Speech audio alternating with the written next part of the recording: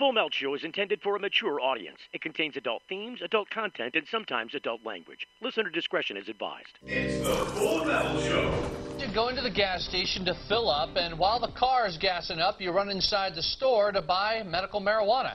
Well, that's exactly what people in the Springs will be able to do starting in October. Let's check the facts first on this story. Native Roots is opening up 2 gas and grass locations, and one on Academy and Galley, and the other will be near Uinta and North 17th Street. Now, people have mixed feelings about this new business, and Fox 21's Cody Fisher joins us now with more on this story tonight. Cody? Joe, these gas stations are expanding Native Roots' large number of dispensaries in the state. Now, the combination of a gas station and medical marijuana is a first, and it's starting conversations about the pros and cons of the idea. The locations will have everything normal gas stations have, just with medical marijuana for patients with a card. We figured this gave the opportunity to potentially take a stop off their trips and just give them one more opportunity to shop with us. Some are impressed by this idea. Kind of continues the convenience store, you know, everything one-stop shopping, and I don't see a problem with that. While some say they really like the idea of being able to fill up and get their medical marijuana in the same place, others are not so keen on the idea. I guess it brings the possibility of somebody smoking and driving a higher chance. You're not allowed to smoke in our centers, ever. That is a state law, it's local laws. There's many rules and regulations in place that prohibit any sort of on-site consumption. I don't think it should be any more of a concern than going to the liquor store and buying a bottle of booze right there. You know, you have just as much accessibility to drink it in your car than you do home. So it just has to be on the responsibility of the person to, you know, be honest and be responsible and not do stuff like that. And Native Roots says public safety is their priority, saying they educate their customers on the laws of smoking and driving. Now, both locations will be open here in the Springs in October. Are you high? What are you talking about? This is the Full Melt. The Full Melt Show. A marijuana discussion about news, culture, politics, and lifestyle. FullMelt.com. Toll free. 844-420-TALK. 844-420-TALK.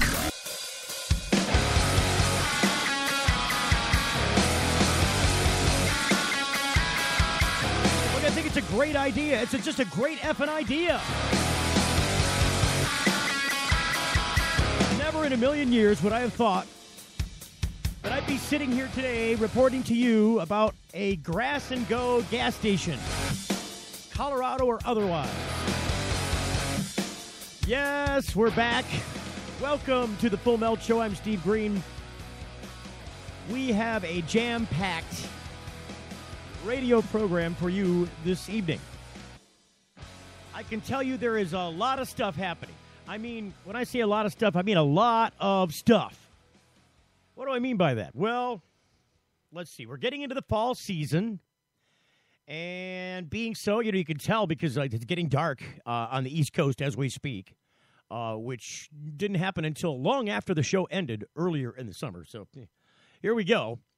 The fall equinox is on its way. It seems as though you know, you got the shift going on with the weather, and I'm not just here to talk to you about the weather, my friends. I'm here to tell you that our good friends in Toledo are passing their initiative today. If they can get it done, I think they can. I think they're going to, the little train that could there in Toledo. My good friend Kevin Spittler down at the Toledo Hemp Center is, you know, rallying behind all the people there in Toledo trying, you know, I have to clarify whether this is a decrim issue or a legalized issue. I think it's just a decrim issue. But, you know, I think it's got to be legalized because Ohio already has a decrim thing, right? Now, they made this announcement that they were going to do this ballot drive. They didn't have to gather very many signatures. Toledo's not a very big town in Ohio. It's a significant town. It's not a really big one. So you don't need to get a lot of signatures to get the ballot petition on. Now, if I'm not mistaken, if history serves, if memory serves, and one or both may fail, the idea I think there is, and I'll have Kevin confirm it with you when I get him on the phone here in a minute. In fact, I should just call him.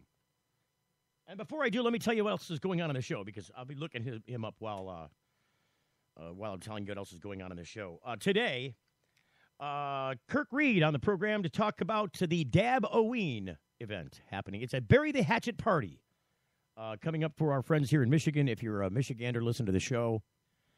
You can't miss the absolutely free dab-o-ween event. Details coming forth on this very program before we end. Now, this might be a longer than normal show because I would like to, by the time we get off the air, tell you what's going on in Toledo, whether they got their thing done or not. And I still want to determine what that thing is. We'll go some more into detail later on when we got some time, and we'll have some time on our hands, I think, given that we're waiting around for polls to happen, for the results to come in. I've been talking to the Lucas County Board of Elections there, and we got some contacts down there in the early voter centers. I can tell you that 1/3 of the people in Ohio, in Toledo, seem to vote absentee. So that means they send their vote in, and they've already got those. And so they'll be tabulated and ready here in moments. In fact, in less than 10 minutes, we should be able to tell you what approximately 1/3 of the people who will probably go and vote have said regarding the marijuana issue in Toledo. It's a significant thing because I think it's the first city in Toledo that's got anything to say about, separating from the state about this issue. There have been a number of cities in Michigan, and Kevin's from Michigan. So he used to run a compassion center out there in Toledo, the Med Joint. I'm sorry, Toledo, Kalamazoo, the Med Joint. And he moved to Toledo and he opened up the hemp center there. And Kevin's familiar with what we've done in Michigan with the cities. And he was part of the Kalamazoo drive. They did a drive in Kalamazoo to I don't know if it was a lowest law enforcement priority initiative or if it was a reorganize the charter initiative for a decriminalization. I don't remember exactly what they did in Kalamazoo because there have been so many cities in the state of Michigan standing out amongst all of the other states as having individual city drives to get this done. And I would think that the people on the national level in marijuana policy would want to pay attention to what's happening in Michigan with regards to that specific affair because it's really unprecedented in the rest of the country, the way that the individual cities across this state have banded together and reorganized their city charters or did whatever they could do to make sure that police weren't chasing people with pot.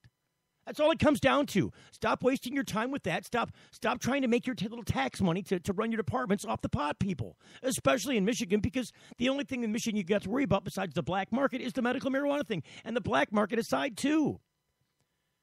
You were picking on the patients. You started focusing on putting patients in jail. I mean, why would you do that, you jackass? I mean, I'm talking to you, Mr. Bill Schuette. You're a complete jackass putting patients in jail over pot. You're another complete jackass for writing that opinion that the guy that didn't approve the guy at Laura there, what's his name? I can't remember his name now. It's meaningless. The guy's just a fuddy-duddy. He's just a guy that pushes buttons for the governor. And really, in this case, pushing buttons for the attorney general, who drug his feet on getting the autism condition approved through the panel and tried not to let it happen. And then when they took him to court and they made it have, the judge said, you got to hear it, omitted the factual data that backed the claims. And then when the board objected to that, they put the claims back in. And when the board approved it, he just had his little crony over there at the head of the department kill it anyways, despite what the panel said.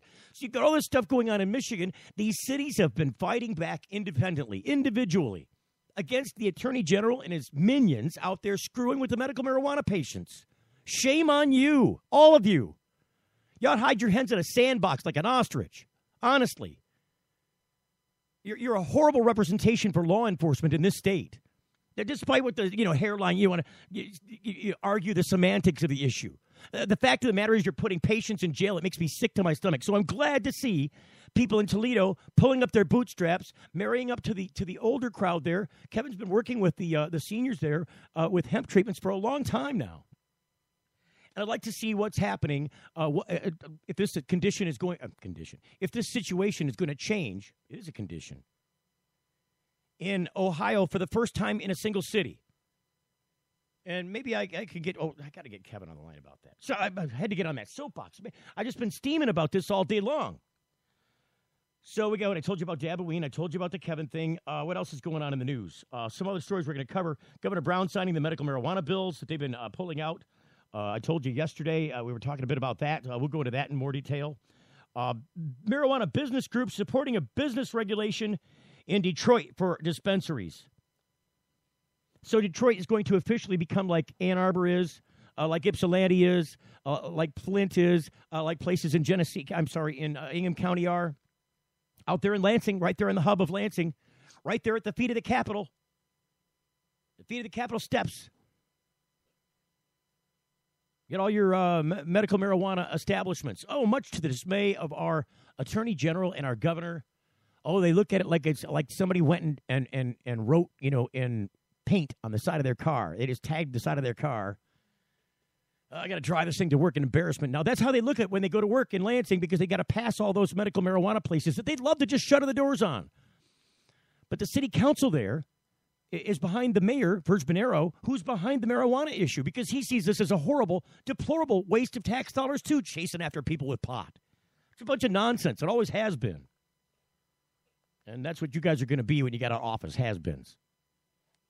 I'll be sick to my stomach if either Snyder or Bill Schuette make any political hay out of their careers here in Michigan, because it's deplorable. Their what they've done here is deplorable. The state's gotten better, but it wasn't without a lot of. And it could be a much better situation than it currently is in.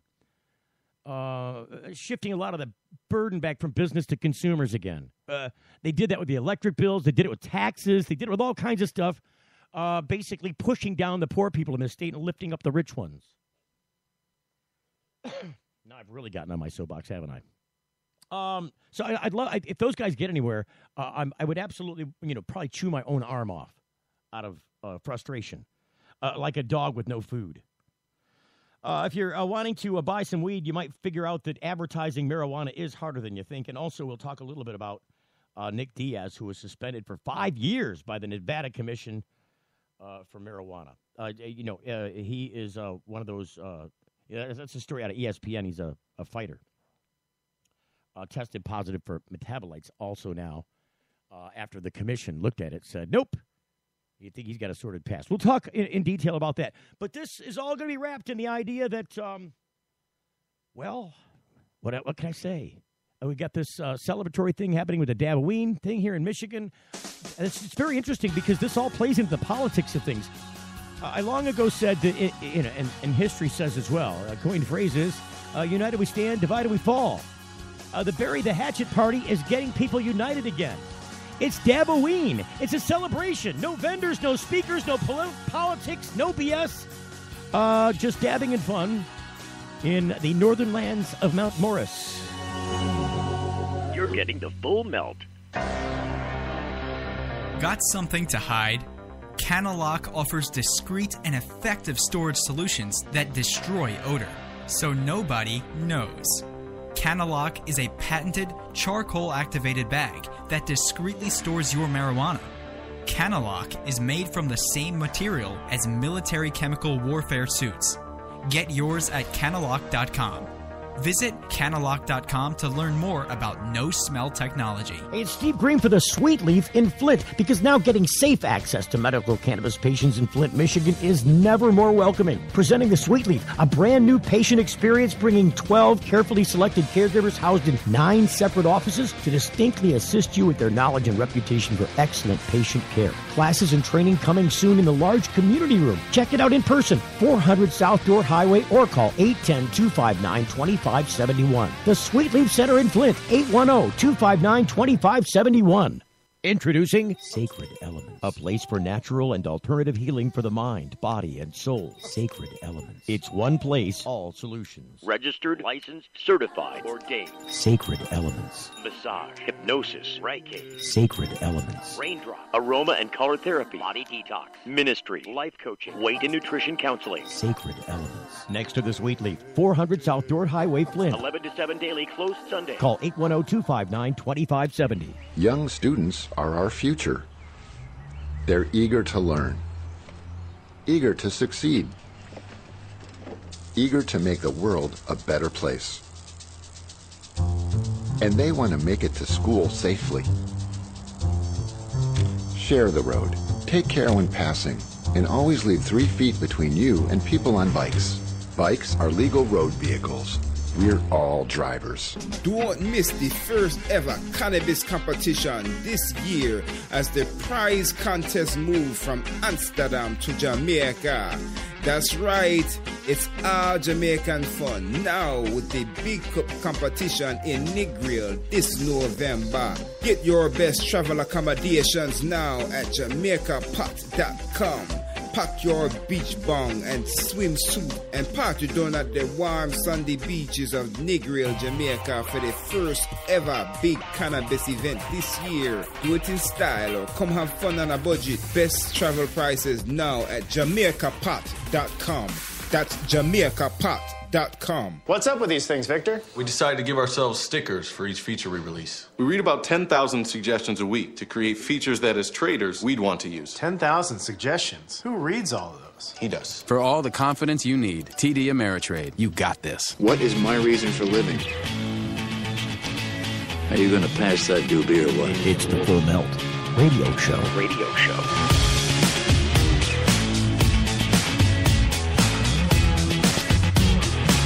Like us on Facebook, like us on Twitter, links at the page at fullmelt.com, thefullmelt.com. It's the only place you can get us besides Spreaker, YouTube, iTunes. It's not the only place you can get us. If you want to link to us on iTunes, you can get a copy of the show every day. We're on Monday through Friday from 7 until 8 p.m. Eastern Standard Time, right here live for you every single day, talking about cannabis news, information, lifestyle, topics. Medical marijuana, hemp, you name it. It's on the board here on the show. Just go to thefullmelt.com. The iTunes link's right there at the top of the page. Click on the link and subscribe. It's that simple. Listen, I got to check in before I do. I'm going to hold you off on Toledo for a second because 7:30 has rolled around and we can check the results now. I just can't find them online yet. So we're going to toggle through that while we're talking to Kirk Reed. I'm going to put Kevin Spittler down there at the Toledo Hemp Center on hold for a moment. And get back to him after we talk to Kirk. So we can get Kirk on the line. It's I got to do this, and then this, and then that, and then this. I think that'll work. Let's just see if we get Captain Kirk. Do. Hold music. Now watch, we're going to get some voicemail.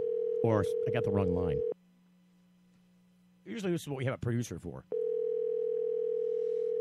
La,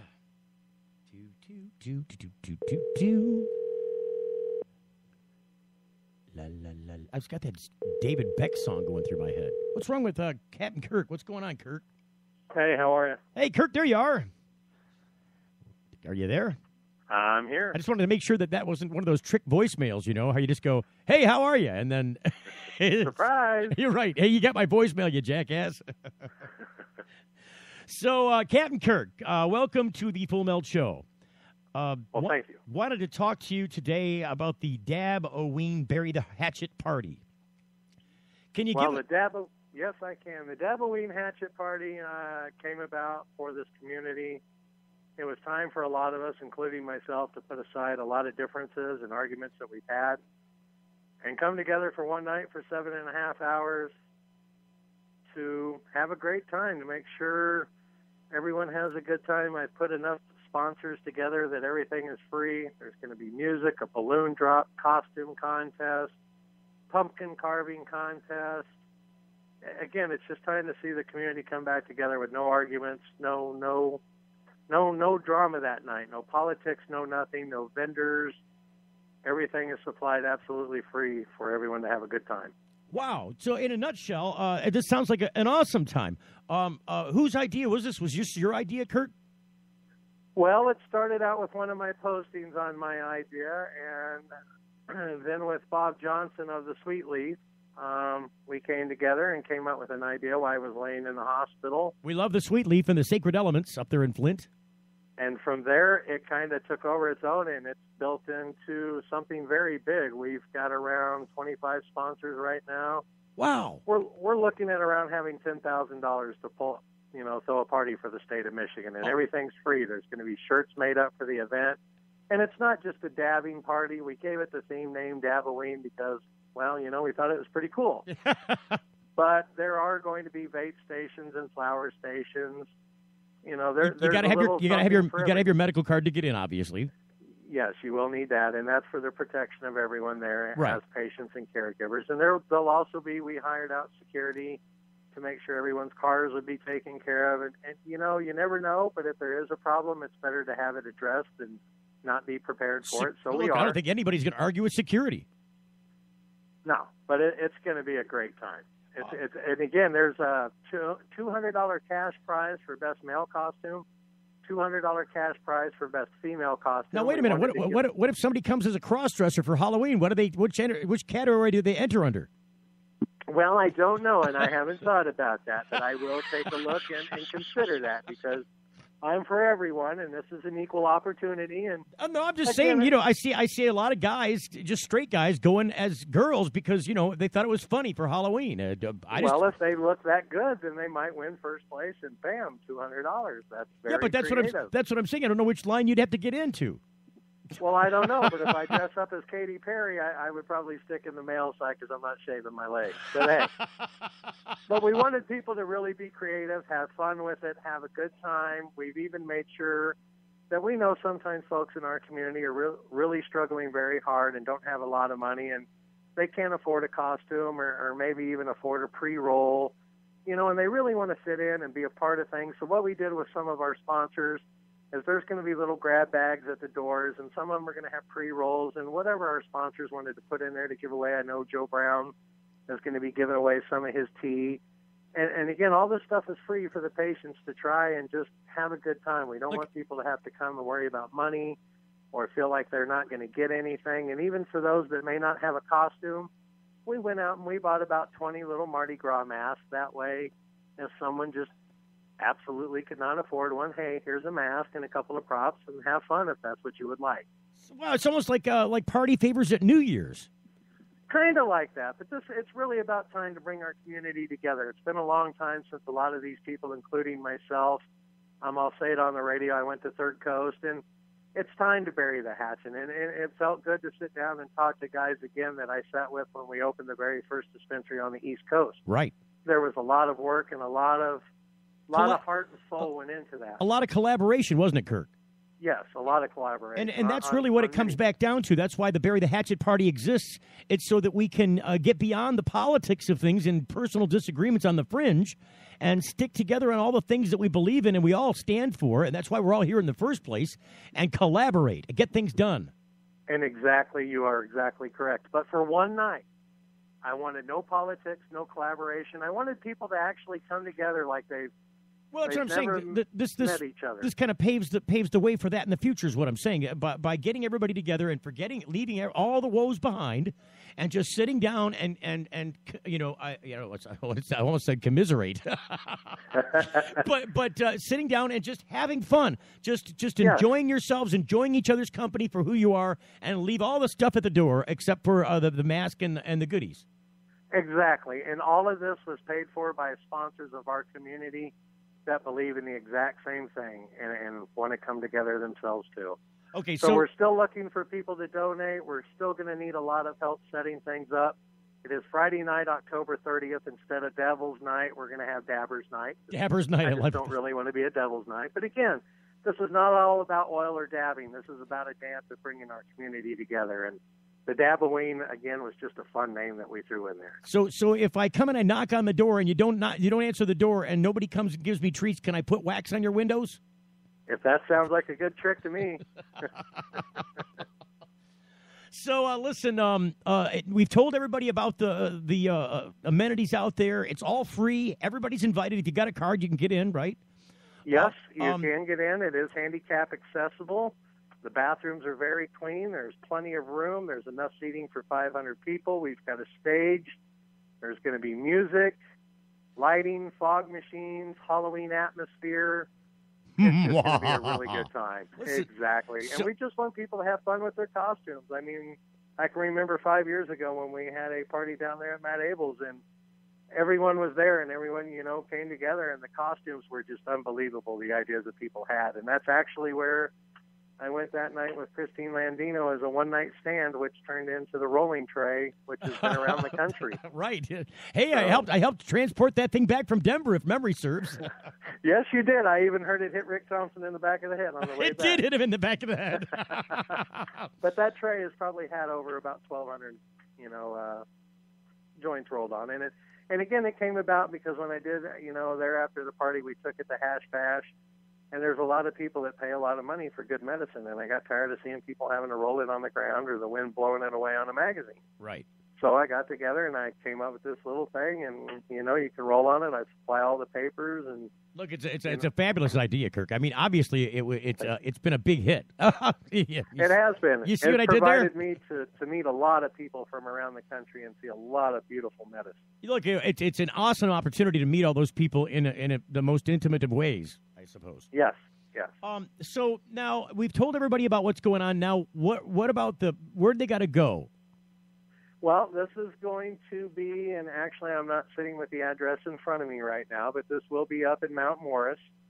It's not too far away from where the cup was, and it's at Stephen Jacob Lowell's place. We found a neutral place to where we wanted a nice, clean venue. And, and a lot of events have always been down and held in Ann Arbor, and there's a lot of people up from up north that wanted it closer. I did the best I could do as getting in as close as I could up in the Clio, Mount Morris area. It's perfect, the address actually. is listed on Facebook there on the dab-o-ween site. You can go to that. So you just go to dab-o-ween, go in Facebook and look up dab-o-ween, and you'll get the Facebook page, and you'll have all the info there. It's actually called the Jam Shack, and the address is 5411 North Saginaw Street. The Jam Shack at 5411 North Saginaw, Mount Morris. That is correct. Awesome. And again, handicap accessible, very clean bathrooms, very large place, and we're very happy that Stephen Jacob Lowell and Courtney Hilfiger allowed us to throw a party there. And again, they're doing this to help throw the community together. They didn't ask for any money. They said, hey, at the end, if you can kick us something to help out, that would be wonderful. But they believe in the idea too, and it's just been a wonderful opportunity. Everyone that I've spoke to or asked for a sponsor or Bob has asked for a sponsor has been on board with us 100%. And as the party grows and the more sponsors we get, this is very transparent. We've made receipts. We can show where all the cash is going for. Every single penny will be dumped back into the party. We're not saying, hey, we traveled around the state, we used $100 in gas, you owe us $100. That comes out of our pocket. This is all to bring my elders and my community back together, sitting down together, laughing, shaking hands, and talking about issues instead of fighting and arguing and bitching and complaining. It's time to come together as a community. Bury the hatchet. Whatever happened in the past, we can't change that. But we've got to move forward. And for this 7.5 hours, I don't want to sit across the table and argue about politics or whatever discussion that we may disagree on.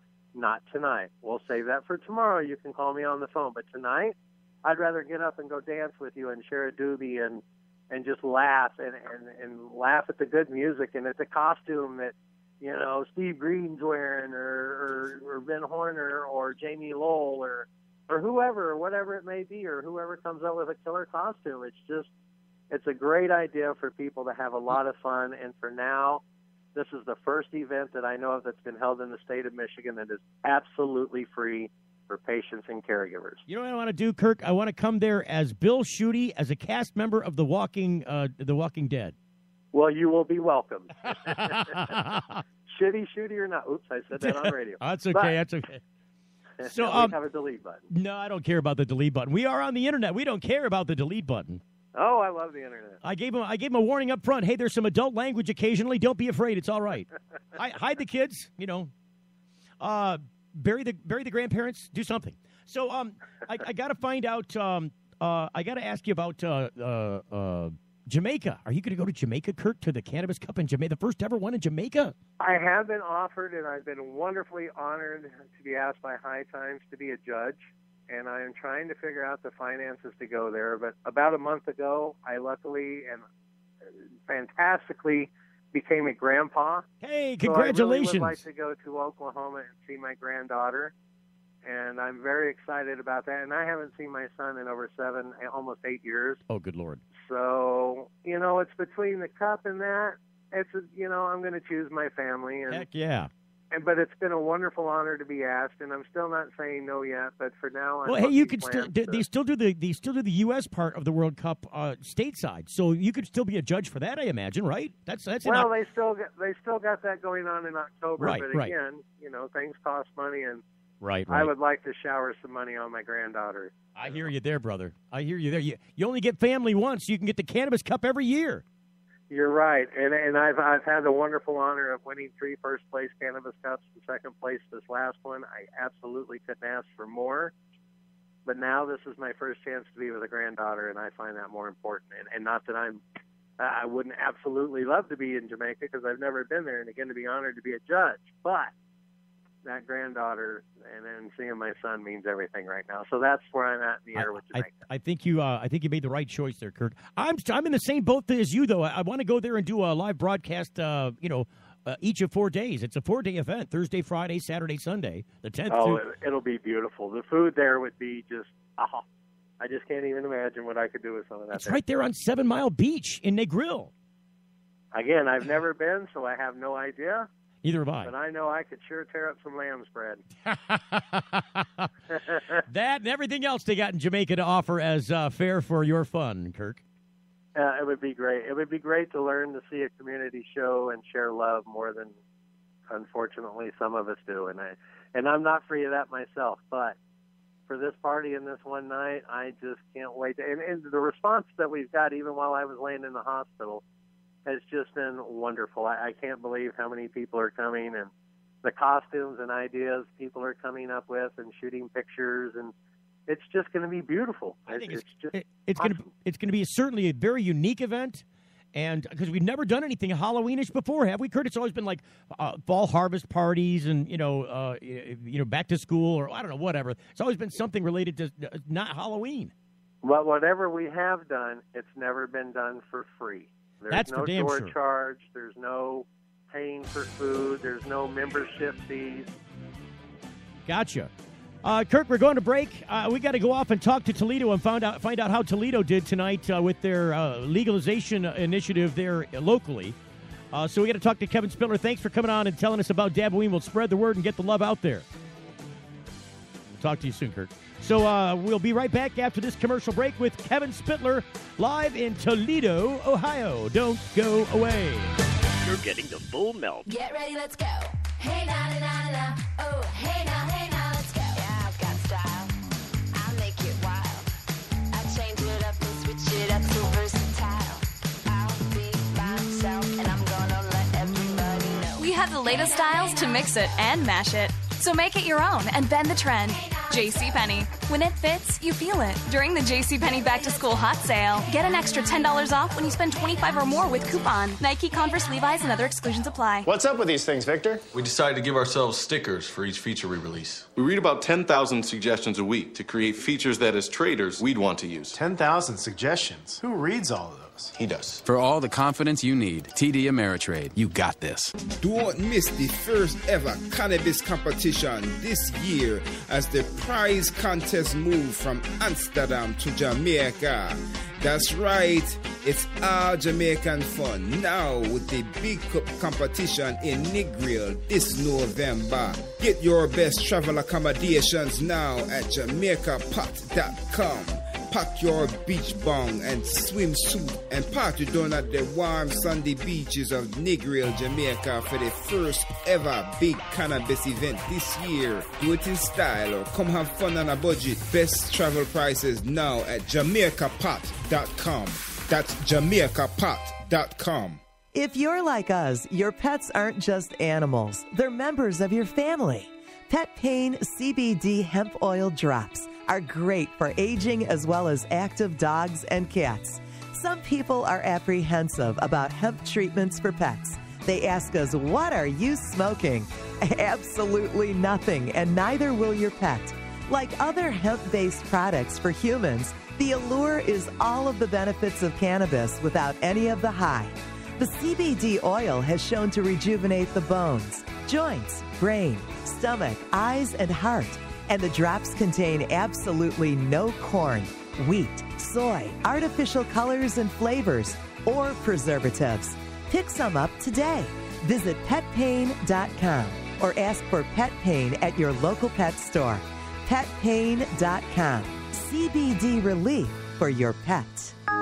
We ask people to tell us something that happened in their past and something that might happen in their future. The good things were put on yellow magnets and the bad ones on blue. The results show the past was a pretty even mix of good and bad, yet the future was almost all good things. Now that you've seen the results of this experiment, what does it mean to you? We all want to think about positive stuff. Realistically, there will be down times. It's great to think optimistically, but let's plan for whatever the future might bring. Prudential, bring your challenges. It's the Full Melt Radio Show.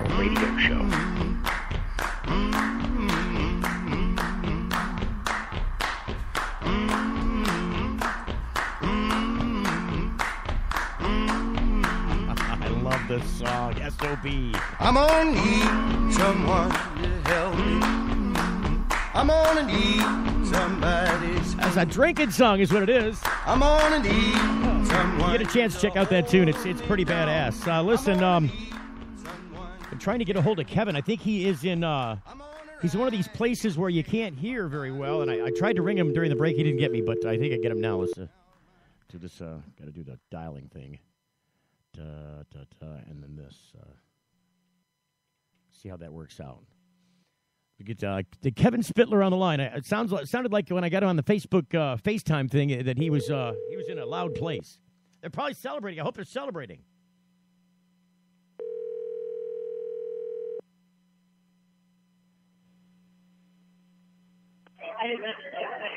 Hey, Steve. There he is. You found me. It sounds like you're in a very noisy place. Where are you at, Kevin Spittler? We're up at the attic over on Adams Street here in downtown Toledo. Hopefully celebrate the wild victory on issue 1 here in Toledo. So issue 1 is the only issue on the ballot besides some local election stuff, right? Yeah, some local council people, because they had more than they need to be running here in November, so they have a little runoff or whatever.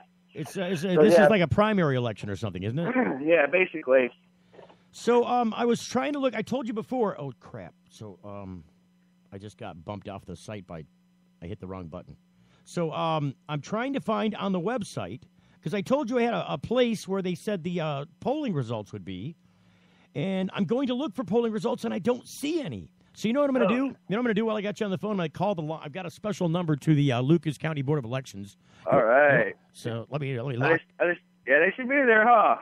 Yeah, they had a recording earlier that said they're only open from 8:30 to 5 or whatever, and I'm like, aren't you going to be open later tonight though? And they're like, yeah. So, but this is a special line. So this is like one of the what do you call it? The early voting centers or whatever. I think that's what they called it. Let me just double check here. Yeah, that's where I voted. Was the early voting center? I thought you did absentee. Didn't you do absentee? No, I did early voting, which was 3 weeks before the election. You're allowed to vote up to the election day at downtown Toledo. All right, so let me see if we can get him online. All right, is it Marty Limmer or Zimmer or who's the guy that's the head of the county elections down? I don't know. Let's see. So there we go, and then we got 0425. So this is the early vote center. Now, the Marty, number or code you have dialed is incorrect. That can't be right. Okay, let's try this again.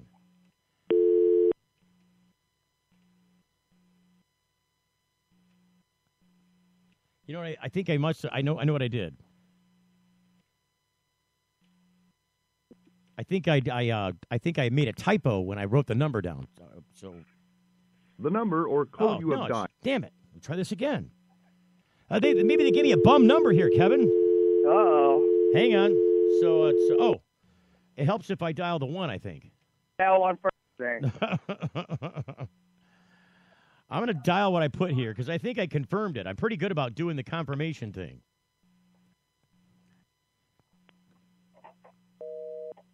Oh, I get the early voting center's busy, Kevin. How could that be? So let's try the Board of Elections, see if we get anything down there. Everybody's Hang on a second. It's we have 5 foot Hang on. People can't hear you through the dial. Hold up. News is watching now.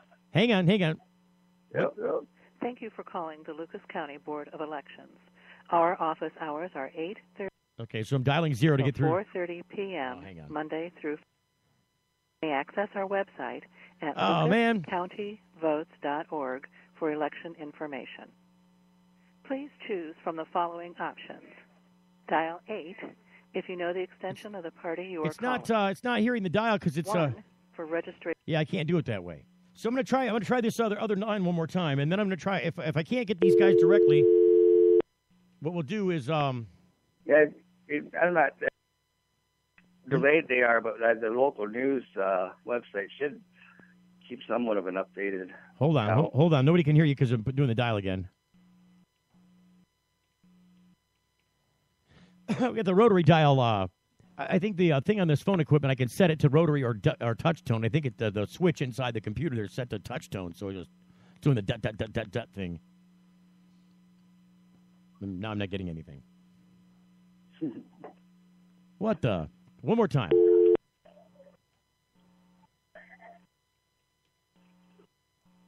Here we go. It's going to be busy. I know it's going to be busy.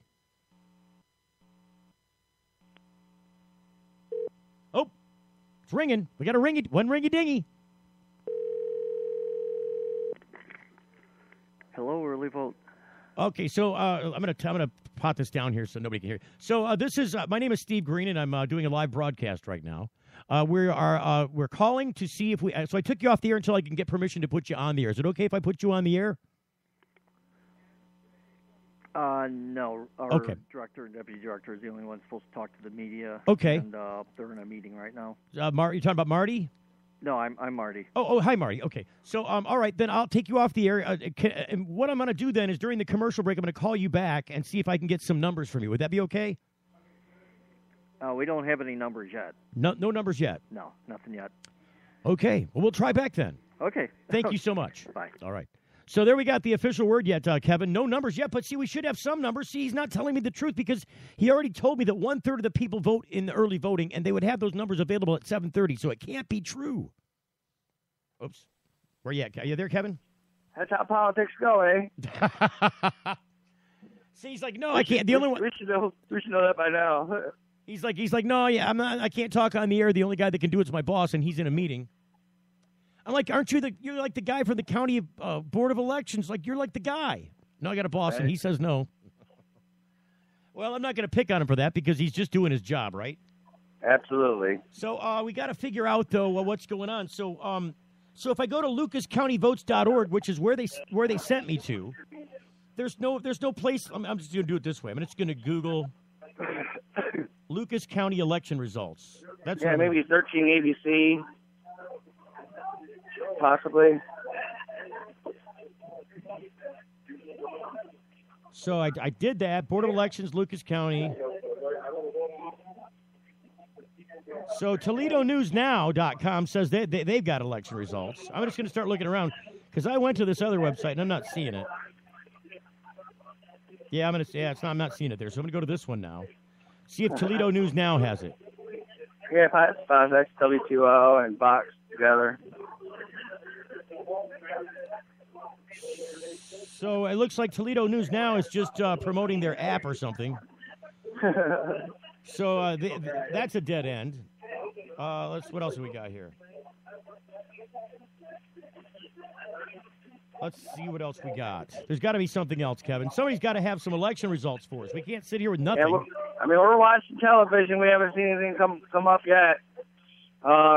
Here at the attic, and there's probably about 60 of us, and it's getting bigger and growing. Okay, I found. No pun intended. And like I said, we have a paper mache 5-foot joint that actually has lights in the end of it and orange lights, and them orange lights will light up once the victory is announced.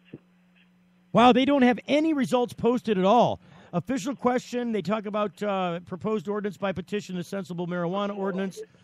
The City of Toledo shall adopt the Sensible Marijuana Ordinance, which protects the individual citizens' rights and saves taxpayer money by lowering the penalty for marijuana to the lowest penalty allowed by state law. Well, let's hope that they had so many people show up that they didn't expect, and and they're overwhelmed, and heck, who knows? Well, we should get some indication by that early voting, which they have the statistics on already. You think? So this is going to drive me nuts. So here's what I'm going to do, Kevin. Are you out of a noisy place, or are you still in a noisy place? Can you put your phone on vibrate or something, so if I call you back, you can. Yeah, just give me a call back. So, because what I'm going to do is I'm going to move on to some news items, and let some time pass and see if we can't get some kind of update here. All right, I got to plug my phone in anyway. Awesome. Sounds like a game plan. All right. I'll talk to you soon. All right, bye. So that's Kevin Spittler. Kevin's with the Toledo Hemp Center there in Toledo, Ohio. There we go. I had him locked in because I didn't want to lose him when I was trying to dial Lucas County Board of Elections, their early voter center. Where are we at on time? Boy, we're almost out of the hour already. It's a good thing I planned a second hour. So stations downline, we're going long. Pay attention, board operators. Stations downline, we are going long. Going to be a 2-hour show. Of course, local stations can dump out anytime they want. If they could have dumped out like 15 minutes in, there are no local stations. I'm just pulling your leg. This is what you do on a network. Stations downline, we're going to go long. Just warning. Nightline. No, it's not Nightline. It's it is live coverage of election results, though. Nobody else is doing this for you here in this country. I can tell you that I'm going to planning live election results for the other Ohio question. If there are any other election issues to be dealt with regards to the cannabis question in the 2015 year in November, we'll be on top of that issue for you right here. So you can just go to thefullmelt.com. You can trust that we'll be there all night long until election results are in. Now, on this year, not next year, but yet next year, too. Next year, it won't be just us talking about it. We'll be collaborating with a bunch of other broadcasters around the country covering this same topic, getting election results live as they come in all across the country. You don't want to miss that a little over a year from now. Boy, that's, I think, the earliest promo I ever did for a show, honestly. So we're going to go back to a commercial break here. When we come back, I want to talk about some of the stuff that's going on in the news. And what might you say could be going on in the news? Well, I told you up front, but if you need a reminder, you're going to have to wait until after the break. Because there's a couple stories you got to go over. Some of them kind of funny, like this. I'll give you, for instance, you got a grass and go, where you can go pick up your medical pot and your gas up at the same time. You're getting the full melt. Young students are our future. They're eager to learn, eager to succeed, eager to make the world a better place. And they want to make it to school safely. Share the road, take care when passing, and always leave 3 feet between you and people on bikes. Bikes are legal road vehicles. We're all drivers. Imagine a world where patients can use marijuana like any other medicine.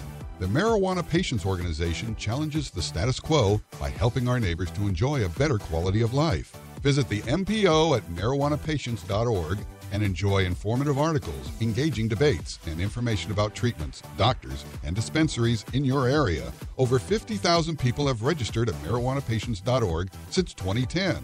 Join us at the Marijuana Patients Organization today, marijuanapatients.org. Hey, it's Steve Green for the Sweet Leaf in Flint, because now getting safe access to medical cannabis patients in Flint, Michigan is never more welcoming. Presenting the Sweet Leaf, a brand new patient experience bringing 12 carefully selected caregivers housed in 9 separate offices to distinctly assist you with their knowledge and reputation for excellent patient care. Classes and training coming soon in the large community room. Check it out in person, 400 South Door Highway, or call 810-259-2571. The Sweet Leaf Center in Flint, 810-259-2571. If you're like us, your pets aren't just animals. They're members of your family. Pet Pain CBD hemp oil drops are great for aging as well as active dogs and cats.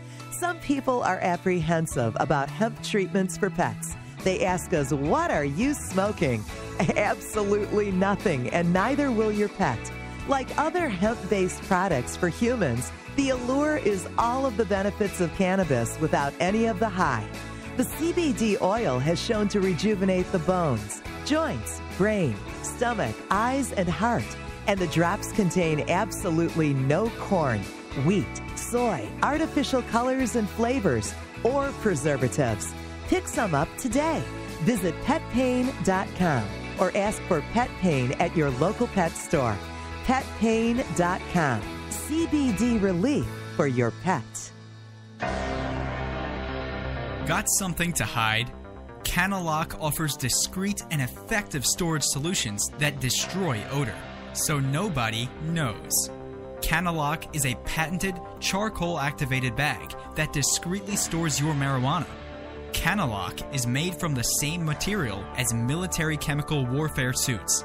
Get yours at canalock.com.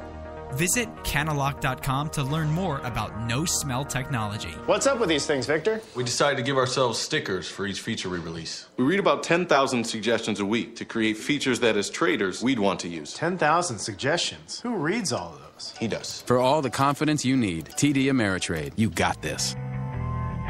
It's the Full Melt Radio Show.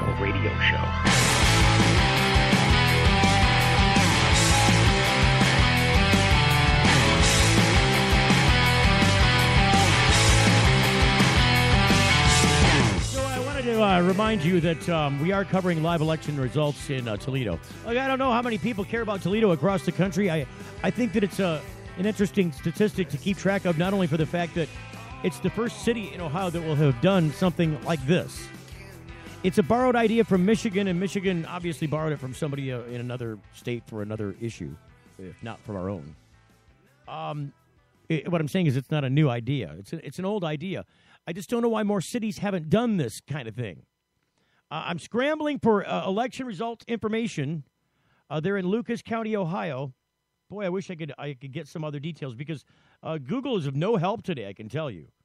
It says right there, click on the county and it'll tell you. No, it goes to some news station's website that doesn't have anything to do with the election results. It's just about local news. So it's a little bit frustrating, especially considering that the election guy there, Marty, who can't talk on the phone apparently, at least on the air live, to media, told me that, 1/3 of the city votes, or 1/3 of the county votes by this absentee process, or this early voting process, and that they would have that statistic available at 7:30. We are some 40 minutes past that mark. And I'm trying to figure out on the website, because he directed me to a website where election information would be posted, but there's not even a page that says election results. It's all about election questions and issues, but it's blank. It's really the form that you check the box in. It's the actual question. It's what the ballot looks like. It's not the place where they're going to report polling data, I don't think. So I'm a little bit frustrated with that process, admittedly. But in the meanwhile, we have this issue about marijuana news. I told you that Nick Diaz was suspended by Nevada, the Nevada Commission for Marijuana. And there's an actual piece. I'll play it for you, because I think it'll let me. Hopefully it won't make me listen to an advertisement, because that'll really kind of spoil my intent here. Let's see if we can get the comment from Nick Diaz on his suspension. 5 years he's suspended from fighting. At Outback. Steak. Oh, see, they're going to make me hear an Outback commercial. Screw you guys at Outback. I love your steaks, but I hate your spots. When I'm trying to hear Nick Diaz. I'm just kidding. For just $15.99. See, I don't know. It's $15.99 if you want some Outback steak. I don't know. Whatever. I'm not playing the Outback steak commercials. Oh, although I just did one for them, didn't I? That's another thing I'll tell you right now. I know all the fighters, and they're all. Let's start this over again. So here we go. All you steroids. All you're on steroids. I already know that. Everybody knows that. I'm the only person in this sport, for the most part, that ain't on steroids. Now this new rule's in effect. Yeah, you got guys that they're not on steroids right now, but they used to be. They've always been on steroids. I don't do steroids. I don't break the rules. So that's Nick. At Outback. Steak and unlimited. They're going to make me play an Outback commercial. I just wanted to repeat the stupid thing. Every time I want to hear Nick, I got to hear Outback. What the hell is wrong with you guys at Outback? Okay. Outback got their digs in on me, I'll tell you what. Even when you stop it, like the video stops in the middle of the Outback commercial, it goes back to the website, with the story. I'll give you the story. The Nevada State Athletic Commission suspended UFC welterweight Nick Diaz for 5 years on Monday because of the third marijuana-related offense of his career. The NCAC discussed a lifetime ban for Diaz, 32, before voting unanimously on 5 years. NSAC Commissioner Skip Avancino acknowledged during deliberations a 5-year ban is essentially a lifetime ban for Diaz. Diaz, whose record is 26-9, appeared before the commission in person but declined to answer any of its questions. Commissioner Pat Lundvall forced Diaz to verbally plead the fifth throughout a long series of approximately 30 questions. Immediately after the hearing, Diaz spoke to the media. He says, "I'm pretty pissed." After the hearing, "I got into this sport for this exact reason, being stuck in a room with people like that. I wanted to tell them what I think. I wanted to tell each and every one of them they're a bunch of dorks. Everyone who sees them or knows who they are should tell them that. I would if it weren't for my experts advising me to keep my mouth shut. I wanted to get up and say, look, you guys are way the fuck out of line." I'm quoting him. Lucas Middlebrook, Diaz's lead attorney, said he will appeal the 5-year suspension. Additionally, the NSAC fined Diaz $165,000. It's a little bit higher than what your probation officer might require if you were, busted for some pot while you were on probation. $165,000. I mean, I got to work for like 5 or 6 years to make that kind of dough. I think, and it's going to be a lot less than that probably. I think it was a completely arbitrary and capricious decision, Middlebrook said. Arbitrary and capricious is lawyers speak for, ridiculous. You heard my opening statement. Based on the facts, if they were to make such a decision, it would be ripe for judicial review. This was a kangaroo court, and you heard the commission. Their decision wasn't based on fact. It wasn't based on evidence. One commissioner said, "Your attorneys were very persuasive, but you don't respect us, so here's a 5-year ban."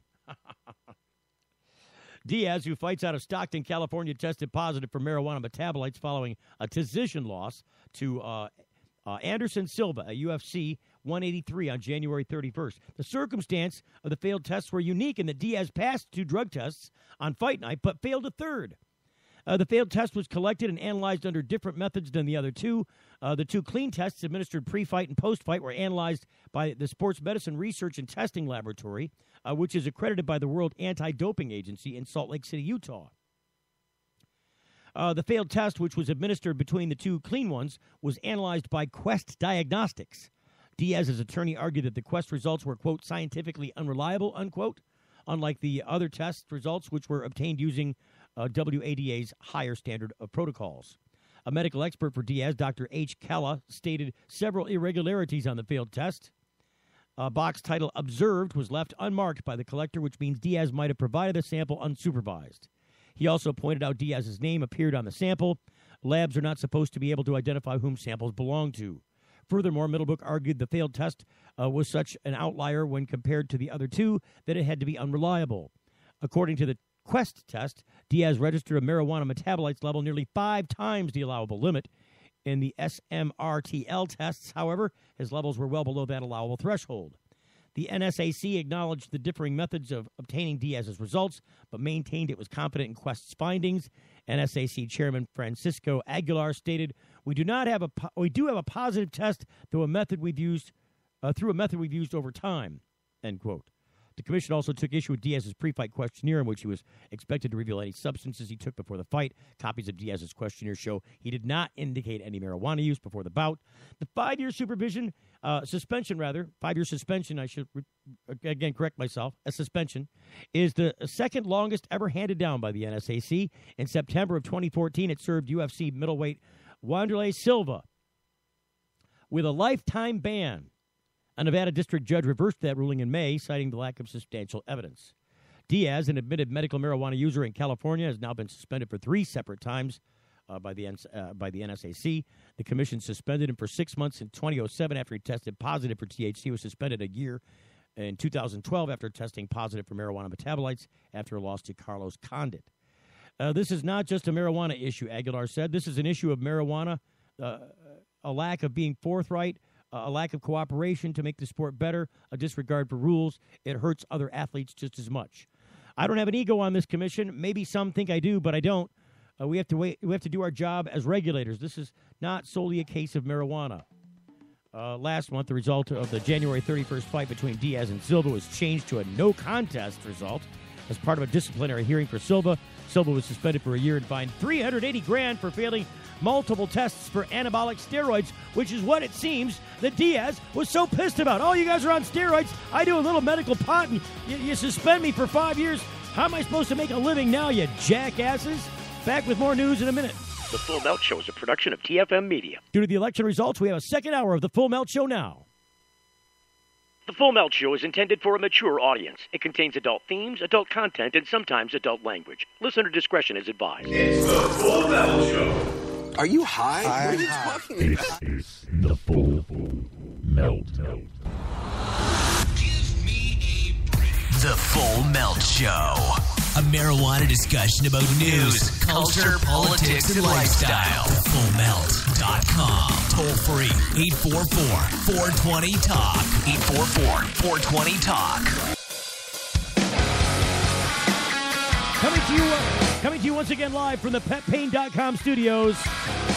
This is the Full Melt Show, where I'm amazed at the language of Mr. Diaz. Did you hear what he said? He says, that's ridiculous. I never did steroids in my life. I know all the fighters. They're all on steroids. All you motherfuckers are on steroids. I'm quoting him again. I already know that. Everybody knows that. I'm the only person in this sport, for the most part, that ain't on steroids. Now, there's new rules in effect. Yeah, you got guys not on steroids now, but they used to be. They've always been on steroids. I don't do steroids. I don't break the rules. It seems like you might have broke the rules with the pot thing. I'm just saying. He's arguing about the tests. He's pulling a Kwame Kilpatrick. I didn't do it. The check is in the mail. Take him out of here. So, I just think it's funny. What else is going on in the marijuana news as we begin the second of 2 hours of their special live broadcast tonight? I want to tell you about the marijuana business groups in Detroit supporting regulation. This according to and reported by MLive out of Detroit, Michigan. Dateline, Detroit. City Council is considering an ordinance to regulate medical marijuana dispensaries, and a trade group for legal cannabis sales is supporting the push for more stringent oversight. Stand corrected for a second time in like 15 minutes. So not like me. I had to stand self-corrected, though. Nobody else here to correct me. Moving on. Councilman James Tate has been working on an ordinance that would require business licensing, prohibit drive-through service for and force dispensaries to close between 8 p.m. and 10 a.m. So in other words, we don't want any 24-hour come and get your pot places. You look like you're criminal when you're open past 8 o'clock. Shut down at 8, open up again at 10, you're good to go. It seems like a lot. It's in Lansing, Michigan, when this first came online back in, 2009. There was a place there called the TNT Center, and their big claim to fame was they're open 24/7, and they were. And people were driving from all over the state to TNT. Excuse me, I got the hiccups now. In the middle of the night, 3, 4, 5 o'clock in the morning, driving off to what used to be a used car dealership's lot to go into the TNT location and get their marijuana. Now, everybody got scared out for a minute in Lansing. A bunch of places closed down. Lansing refused to issue the licensing that Detroit is now talking about doing themselves, and Ann Arbor and Ypsilanti have already done, amongst a few other places. But all in all, the takeaway from this is this. They're doing this consideration, and they're making some rules. I mean, it's good to take regulation in hand and take control of an issue and provide some tolerance and allowance and not spend money in a bad way. In fact, maybe collect some money instead. Several unregulated drive-through marijuana dispensaries in the city have drawn the ire of the mayor's office. Drive-through marijuana dispensaries. That's right. I mean, why not? Colorado's doing grass and go.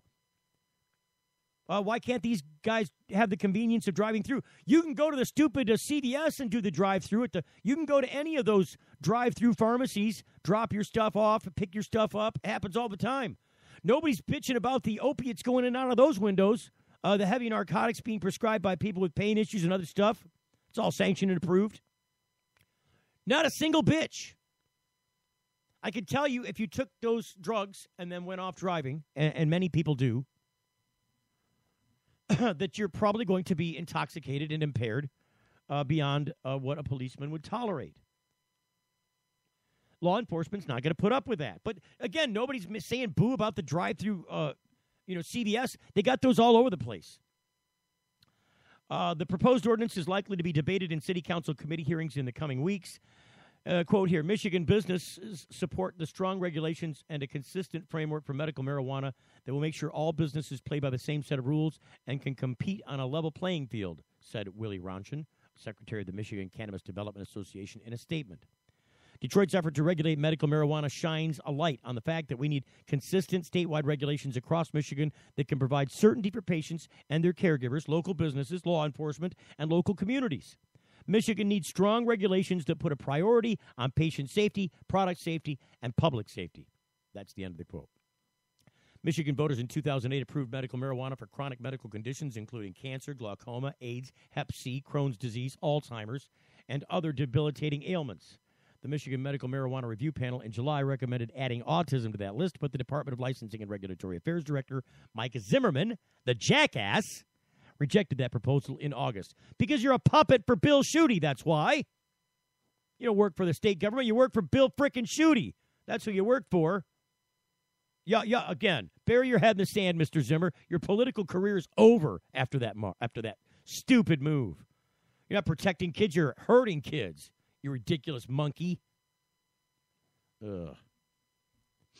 If I had him on the show, I'd be saying these very words to him now. I do not talk behind people's back. You want to challenge me, Mr. Zimmer? Call me. Get on the radio, pull up your bootstraps, stand behind your set of cojones, and back up what you had to say, because I bet you can't say anything about this that has the forthright standing that Mr. Bill Schuette would like to write on your behalf, because I know that 4-page opinion that you gave that denied this condition despite the panel's recommendation wasn't written by you. I don't think you're intelligent enough to write it, frankly. I don't think Bill Schuette wrote it either. I think he opined it and somebody else wrote it for him. It was handed to Mr. Zimmer, and then he handed out the bad news. He's just a harbinger of bad news. So there, I got back on the soapbox again. It makes me so mad when people hurt kids in the name of helping them. Oh, we need to help you, little kid. Come here, little kid. Let me help you. Smack. Slap him across the room. No, little kid, it's okay. Don't cry, little kid. It's okay. Come on. Smack. Back across the room. You ought to be ashamed of yourself. I mean, parents do this kind of crap, hurting kids, and that's exactly what you're doing on a statewide level. On an edict level, you're hurting these autistic kids who could be getting some efficacy, which was given to you in scientific form in an estimated 800-plus pages, which the commission took in hand and voted overwhelmingly 4-2 to pass. Why is there a commission if you just get to say yes or no? Tell me the answer to that question. I don't think the commission... I think the commission by law should be set up so that the commission has a final word on this, not the stupid head of some political department in state government. You have no business making a decision on this issue, sir, especially one that hurts kids. Ugh. So people like him and his ilk make me want to vomit. Okay, so back off this. Other news, as we're going to check in shortly. How much time do we got? We got about 3 or 4 minutes before the break. During the break, I'm going to try and check again. In fact, before I go back, no, I'm not even going to try. Not even going to try. What I will do before we go back to news is let's check in with Spittler again. Let's just see if we can't monkey him back up on the line here. Mr. Spittler. See, we're already to break, so I don't even have to do the monkeying, actually on the show. I can do it during the commercial break because here it comes. So, reiterating, back from the break in a moment with Mr. Kevin Spittler from the Toledo Hemp Center to see if we can't find some resolution and answer to the question, did they lower the penalties for marijuana in Toledo, Ohio tonight by votes? You're getting the full melt. Got something to hide? Canalock offers discreet and effective storage solutions that destroy odor, so nobody knows. Canalock is a patented charcoal-activated bag that discreetly stores your marijuana. Canalock is made from the same material as military chemical warfare suits. Get yours at canalock.com.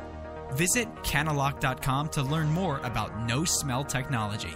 Hey, it's Steve Green for the Sweet Leaf in Flint, because now getting safe access to medical cannabis patients in Flint, Michigan is never more welcoming. Presenting the Sweet Leaf, a brand new patient experience bringing 12 carefully selected caregivers housed in 9 separate offices to distinctly assist you with their knowledge and reputation for excellent patient care. Classes and training coming soon in the large community room. Check it out in person, 400 South Door Highway, or call 810-259-2571. The Sweet Leaf Center in Flint, 810-259-2571.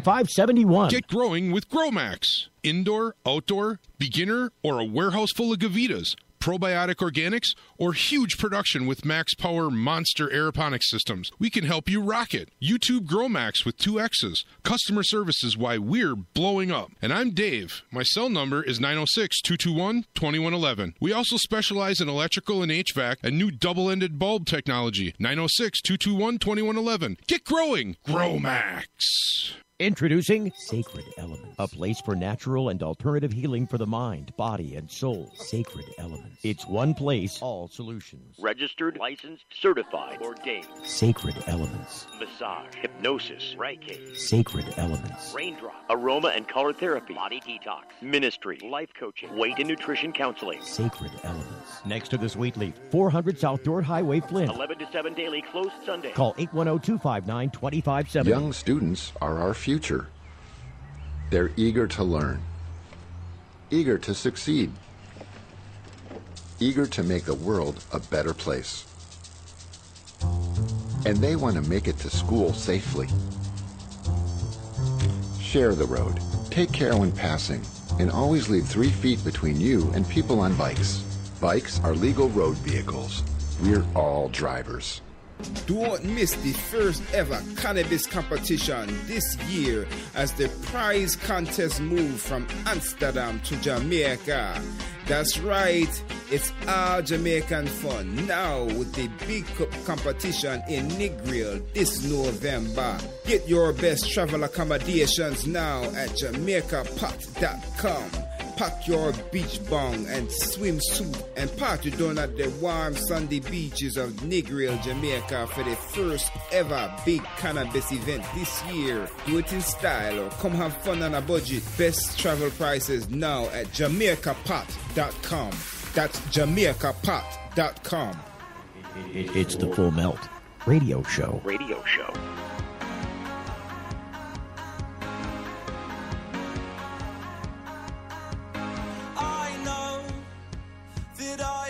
To let success succeed, but I just need you in that fur coat with only my necklace on underneath, and I don't care why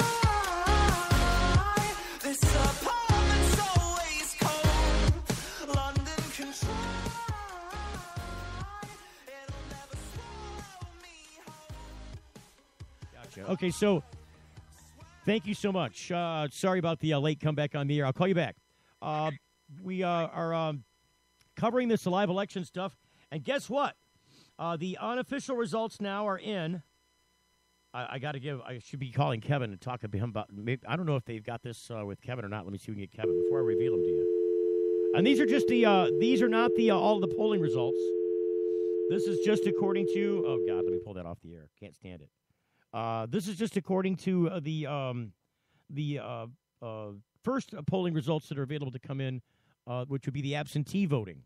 So we do have I haven't even looked yet. I opened the page. I didn't look at the numbers. Let me see if we can get Kevin on the phone and see what he's got to say about this. Because there's got to be some indication. So,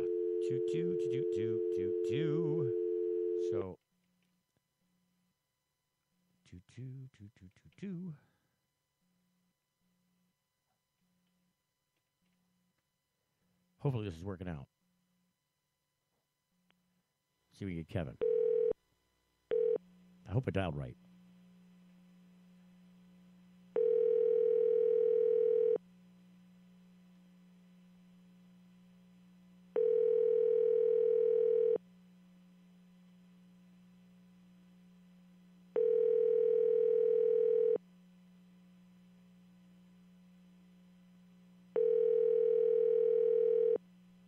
I couldn't answer the phone now, so call again or leave a message. Oh, man, I called the wrong number. I definitely dialed the wrong number. Damn it. See how that works. I'm glad I didn't get that guy on the line. Have to make some. You got some explaining to do. Let's try this again.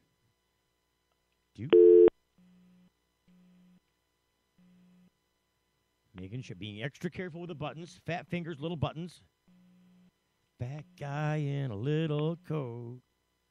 Okay, I'm not a fat guy. I'm fidgety with fingers. This has got to be the right guy this time. Hopefully his pocket is buzzing. Come on, Kevin. We got some magical numbers for you. I peaked. Are you there, Kevin? Hello. Can you hear me? Can't hear you. Can you hear me now? Hold on. So did you see what I saw? No. Am I the first one to call you with news? I haven't seen anything yet. Do you want to hear the good news or the bad news? Bad news. The bad news is not all the votes are in. All right. The good news is, according to early election results, are you ready for the numbers? Yeah. I'm going to lay them on you. Issue 1. Hold on 1 second, all right? Yeah, Put you on speakerphone. All right. Hold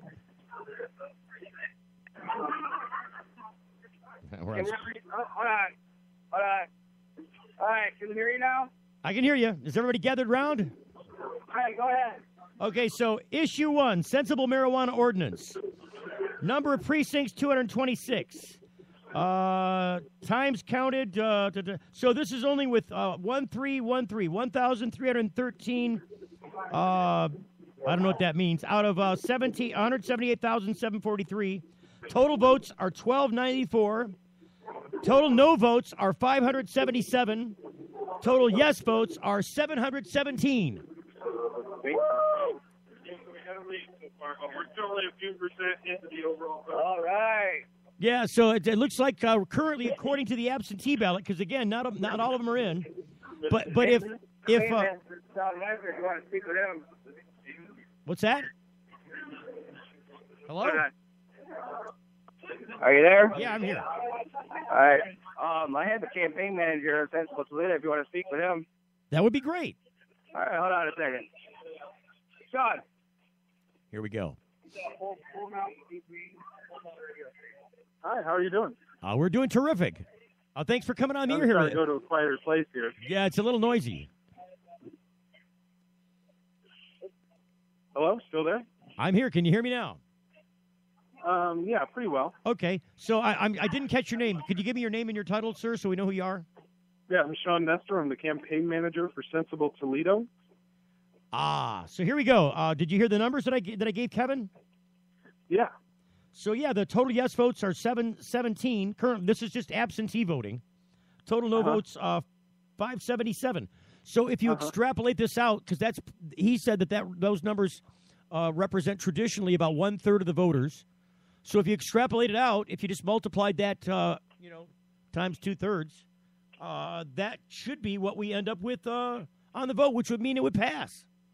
Yeah, well, we got to be cautious with that. We know that by 1 p.m. today, the polls had reported 5,270 votes. So we know that more people are turning out to vote this year than the last cycle. But I do think that just sort of informal polling, exit polls at the location seems to indicate that we're going to win tonight, and it's absolutely exciting. We're setting history here in Toledo, and we're proud to be here. I've got to ask you, are you familiar with any other city in the state of Ohio that has done what you're doing tonight? Well, none of them have done it before us, that's for sure. Logan, Ohio, has followed our lead already and is putting the same language on their ballot this November. And there are a number of other cities, including Cleveland, which are now circulating or are in various stages of putting the same language on their ballot coming soon. So it's catching fire.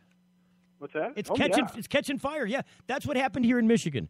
See, Detroit, Yeah, exactly. Detroit did it, and then some other cities looked at Detroit and said, "Hey, can't we do that?" And then the people that got it done in Detroit kind of gave them their expertise behind it, and they all teased the same knot and ended up with a very similar thing in many different places. I think that Michigan is the only state that I can think of that all these cities have done this. In fact, we've almost saturated the state with the cities that had the ability to change these questions from a voter initiative drive. Exactly. And, that's our philosophy, too, is we've got to start on the local level, build it around the state, and then unify those forces to demand real positive change here in the state and ultimately to the federal. and even international level. We need to really make sure people understand the role that this plant has in our lives, and that the hysteria over it is outdated and sensationalist and needs to end. Now, have you had any reaction, or have anybody made predictions like police or prosecutors about what this mean or doesn't mean for the city of Toledo? Well, everyone kind of says what I think the truth is, which is it all depends, and the truth remains to be seen. A lot of things depend on the judge who may evaluate it if it's challenged in court. It may depend on whether or not anybody even challenges it to begin with, which we expect that there will be some. But we're preparing. We have organizations that are on board to support us, including the Ohio ACLU. So we're going to have attorneys lining up to defend this, and we're really going to carry forward as much legal and political clout as we can to make sure that this not only passes, but it gets enforced. Now, in Michigan, where we've done this has already run through those challenges. And just to set it up, because I'm sure you've done your homework on this a little bit. I'm sure I'm not just telling you something new. But in places like Grand Rapids, where they passed this same kind of legislation, they reorganized the city charter to include adopting this language that says, look, you can just give people up to a certain amount. I think it's adults up to an ounce kind of thing. Adults 21 and over up to an ounce for personal possession and use. Probably on private property. Is a $100 fine. And so I don't know if the private property thing is. I'm just kind of going based on what I know, and I might be borrowing some from other cities. But that's the basic idea. And then what the prosecutor said there, because he's very ardently against all of this. Yeah, you can't use pot in my county, the guy says. And so the county prosecutor said, no, it doesn't matter. There's still state law that these guys have a duty to uphold. And the city ended up backing the charter, because it's the city. I mean, how can they stand against their own charter? So they sent their legal people, and they hashed this out in court, and they ended up coming up with this pretty much staunch line drawn in the sand around Grand Rapids, that the county prosecutor can't force police because the police are under the control of, are employed by the city of Grand Rapids. And Grand Rapids says, no, in our police organization, you're going to write it this way. You're not going to write it under state law. You're going to write it under city law because that's what the charter says you're going to do. And you're going to follow that charter before you follow anything else because we're the ones employing you. So write it under city code. We'll collect the $100, and we'll take the savings in jail time and go off and fight real crime, which is what that thing was intended to do.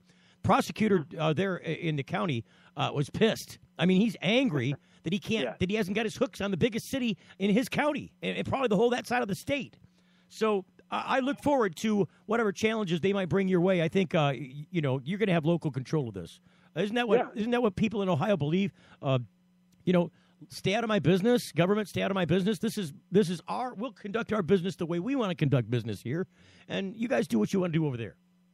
Yeah, and I think in cases where state and federal policies have failed us, I think it's certainly incumbent on cities to at least make the argument that, using essentially what we call home rule, that, where you guys have failed, we're going to pick up the tab, and we're going to tell you loud and clear that we think your policies have failed, and we're going to put every bit of resource we can behind the argument that it's important what the people of this city think, and we're going to really put everything we can behind it.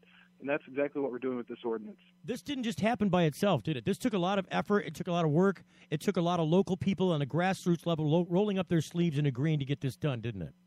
Absolutely, because there's a lot of big money now behind, especially here in Ohio, starting to get behind marijuana legislation in a way that's exclusionary to the average person.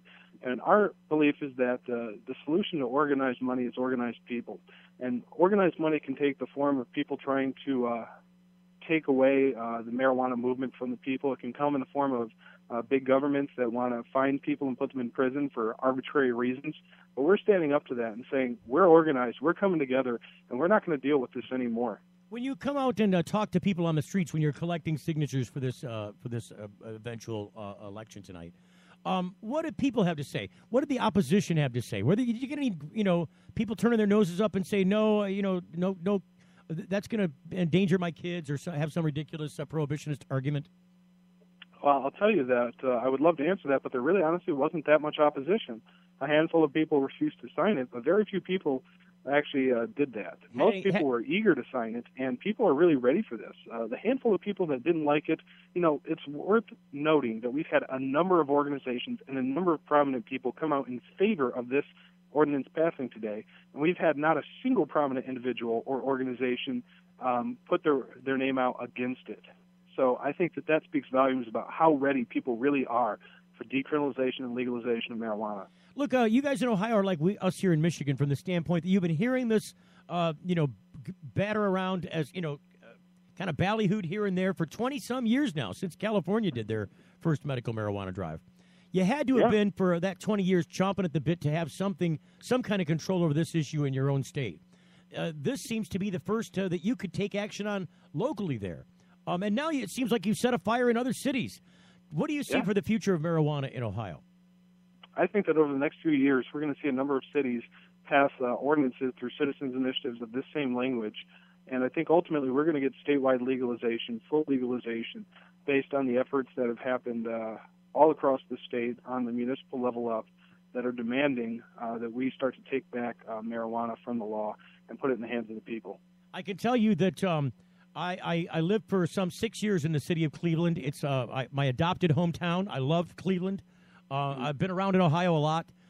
It's probably my favorite neighboring state, I have to say. And look, you're competing with states like Illinois. I love Chicago too, but I didn't live in Chicago. I lived in Cleveland. I love the Indians. I love the Browns. But I also loved my cannabis. When I lived in Cleveland, I had no access to cannabis. But I was actually mesmerized by the idea that Ohio, for some lengthy period of time, has had their own decrim law on the books. Isn't that true? Yeah, since the late 70s, Ohio has actually been more decriminalized than most states. So what we're really doing with this ordinance is saying we're already decriminalized in the state, but we're pushing the pedal all the way to the floor. We're decriminalizing it as far as we can possibly go. So everything is a minor misdemeanor at best, which is about as good as you can get it. And I think we've had the benefit of knowing that through decriminalization, usage rates amongst young people have actually gone down compared to neighboring states, that we aren't spending as much as other states are, although we're still spending quite a bit of money trying to incarcerate people over minor drug charges. And, we've had the benefits of it, but we need to take those benefits further. They're not enough, and we're pushing the issue forward, the agenda forward, with this issue tonight. Well, despite the fact that marijuana has been decriminalized from the standpoint of up to an ounce, how much? What's the current law stand at? It depends on how much you have.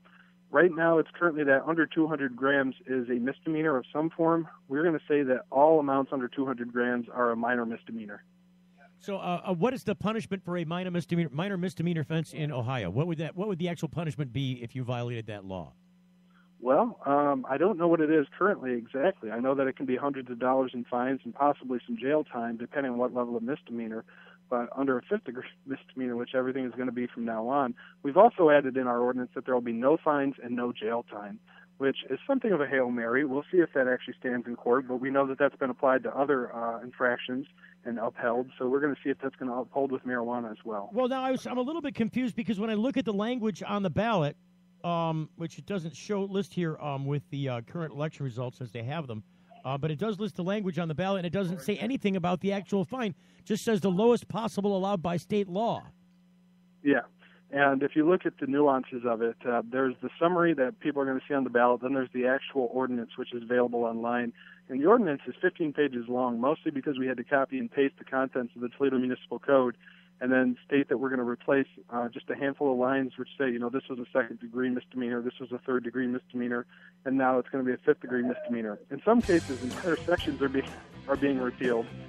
All right, so I'm sorry, we're running off the commercial break. Listen, can you hang on the line with me? I want to pick your brain a little bit more about this, but we do have some sponsors to take care of. If you'll stand by, I'll come back with you in just a moment. Sure.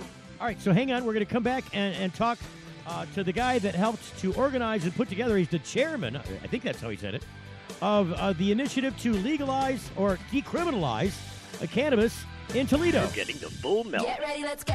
Hey now, na na na. Oh, hey now, let's go. Yeah, I've got style. I'll make it wild. I'll change it up and switch it up so versatile. I'll be myself and I'm gonna let everybody know. We have the latest styles to mix it and mash it. So make it your own and bend the trend. JCPenney. When it fits, you feel it. During the JCPenney Back to School Hot Sale, get an extra $10 off when you spend $25 or more with coupon. Nike, Converse, Levi's, and other exclusions apply.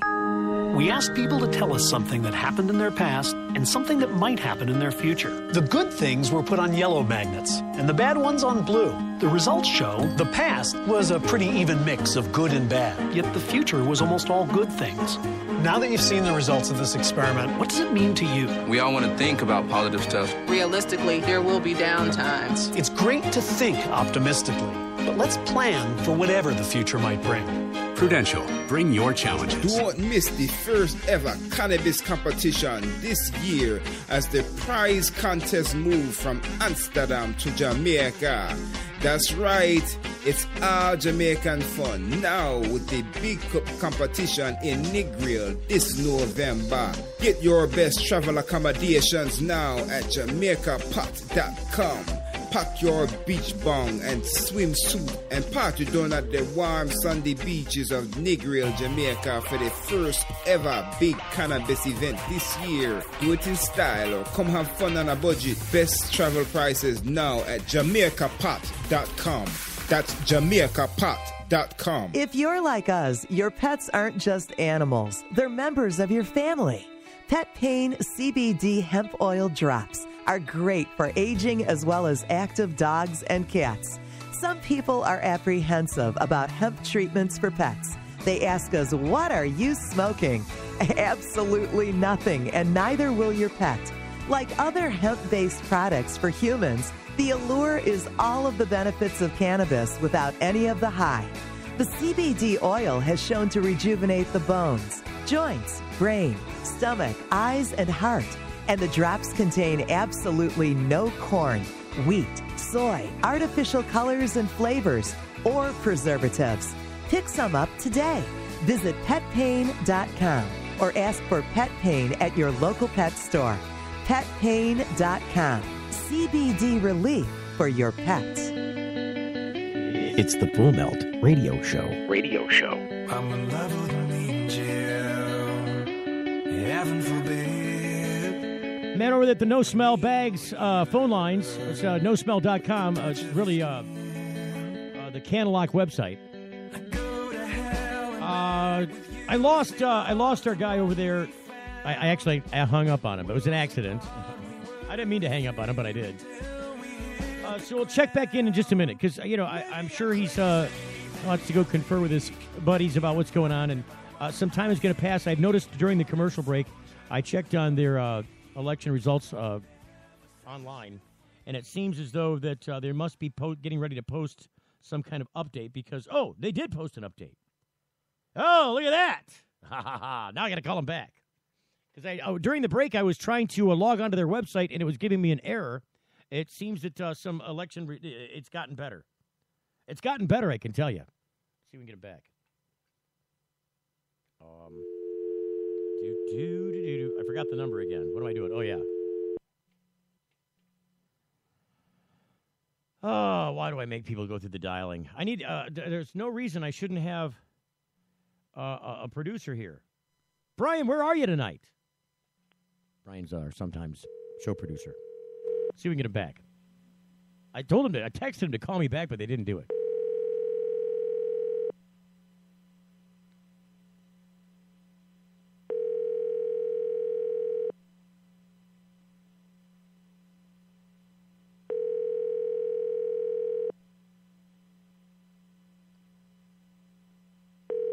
See, now we're not gonna get him now. I can tell you. 6. Oh no, we're not gonna tell him our phone number. Hang on. I gotta do it again. Sorry to put you through the paces. He's like, what the crap? I just talked to you for 20 minutes and. I think I'm getting used to dialing it. I don't even need to look at the number. I can just remember it. Oh, it's calling back. Hey, is this you, Kevin? Yes, sir. What's going on, buddy? I'm glad you called back. The phone system. I'm going to have to get somewhere a little quieter.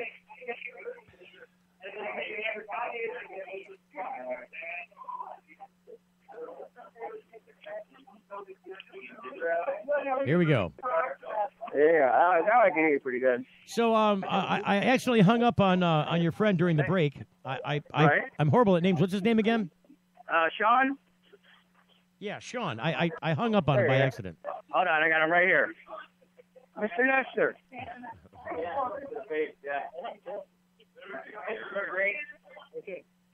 Sorry. Hi. Hey, Sean. So I got some new updates for you on the election results. Okay, let's hear 'em. It's still only 0.93% of the total, total registered voters are counted, but it's 1021 to 621. You're up by 400 votes already. Great. And we anticipate that those trends are going to continue throughout the night. I anticipate that they will, too. I've been doing this election coverage stuff for a long time with lots of different issues. Love doing it on this subject. And I can tell you that if history carries itself out, those early returns are really important indicators as to what's going to happen in the future. The only time they don't really help you out is when it's a really close question. Yeah. But so I'm excited for what's going on. Now, what was I asking you before we went to the break? We were talking about can you refresh me, or did you lose it too? Well, you were talking about being in Cleveland and some Right. of the things that you experienced there. So I didn't have access. We were talking about, I think, current limits, weren't we? We were talking about the current limits, and you started to iterate some of that. So now. What are the limits in Toledo going to be? Is how much? What's the limit that you can have to be charged under this code, or it doesn't matter? Well, I'm saying that there's a chance it might not matter because as part of the ordinance, we actually wrote in that there will be no fines and no jail time. So we're going to see if that upholds. If not, it would be a fifth-degree misdemeanor, and therefore, whatever the limits are prescribed for that, I think that's somewhere in the neighborhood of $100 to $150 fine maximum. No, what I meant by limits was not so much the punishment, but what are the limits for? Is it for any marijuana?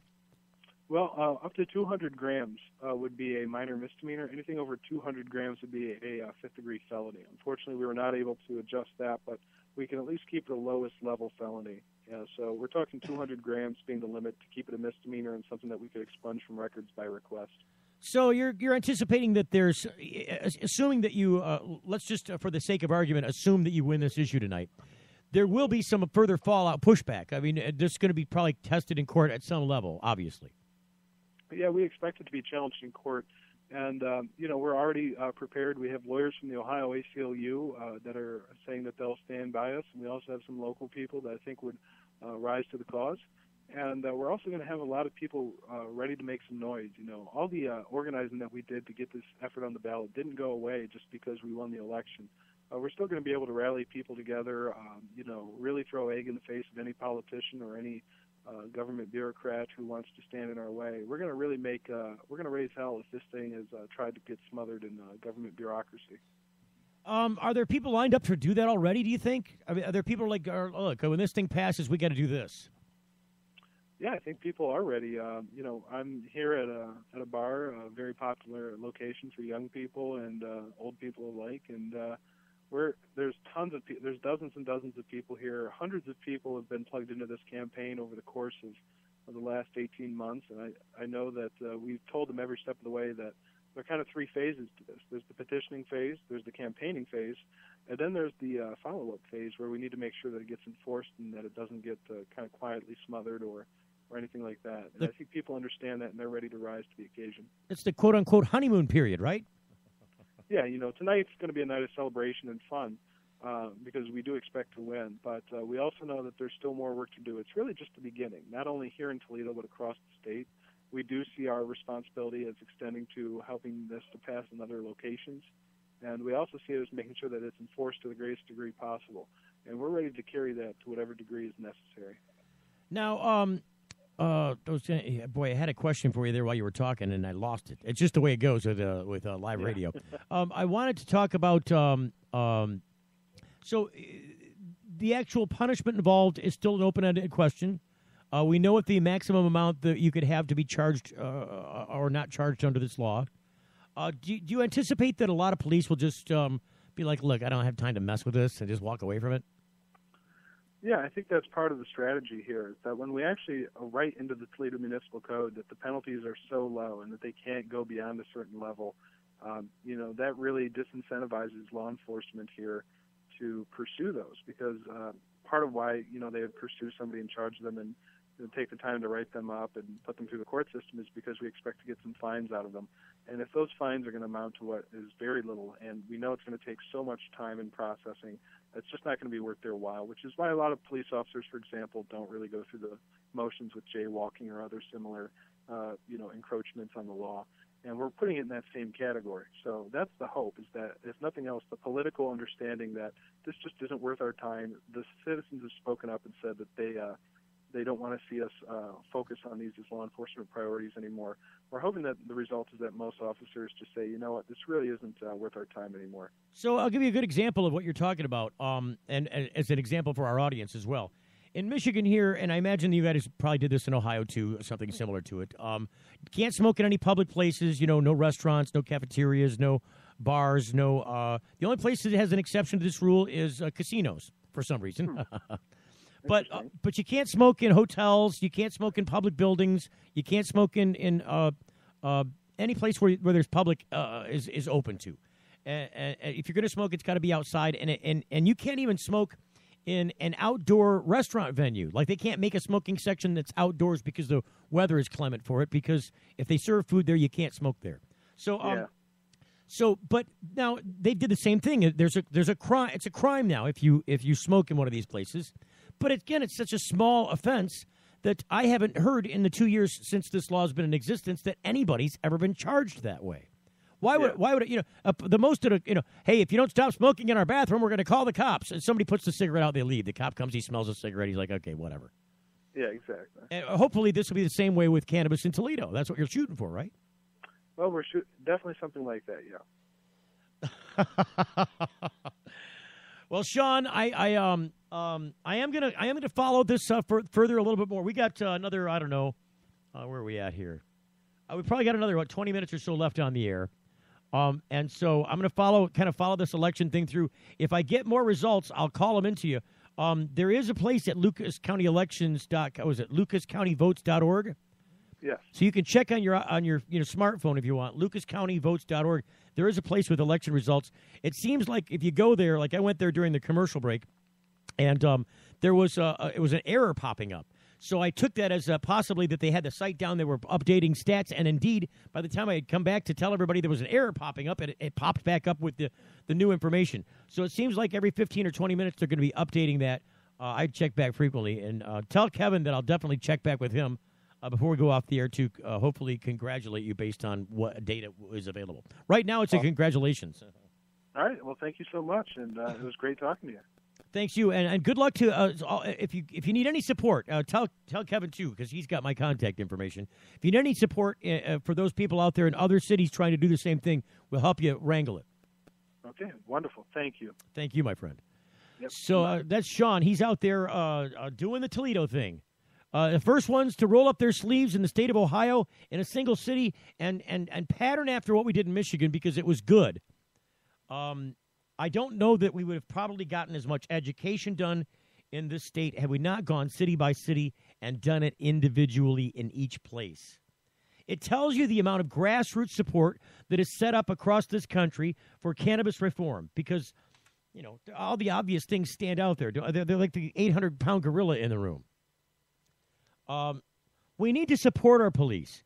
We need to get police refocused on rather than being an us versus them mentality, this warlike mentality that's been around since there have been insurgents in cities, and we had some economic hard times with the real estate depression and all that's through 08, 09, 10, and 11. It's still persisting. But anytime you've got insurgency, I'm talking about gang activity. Much of this surrounds drugs, but it's prostitution, other crime. You get insurgents, and you get police reacting back, and you get them booting up and strapping up in military garb and treating their own citizenry, their own population, their own neighbors and friends like foes. That mentality has to go away. Coming back with more news about cannabis after the break. You're getting the full melt. Young students are our future. They're eager to learn, eager to succeed, eager to make the world a better place. And they want to make it to school safely.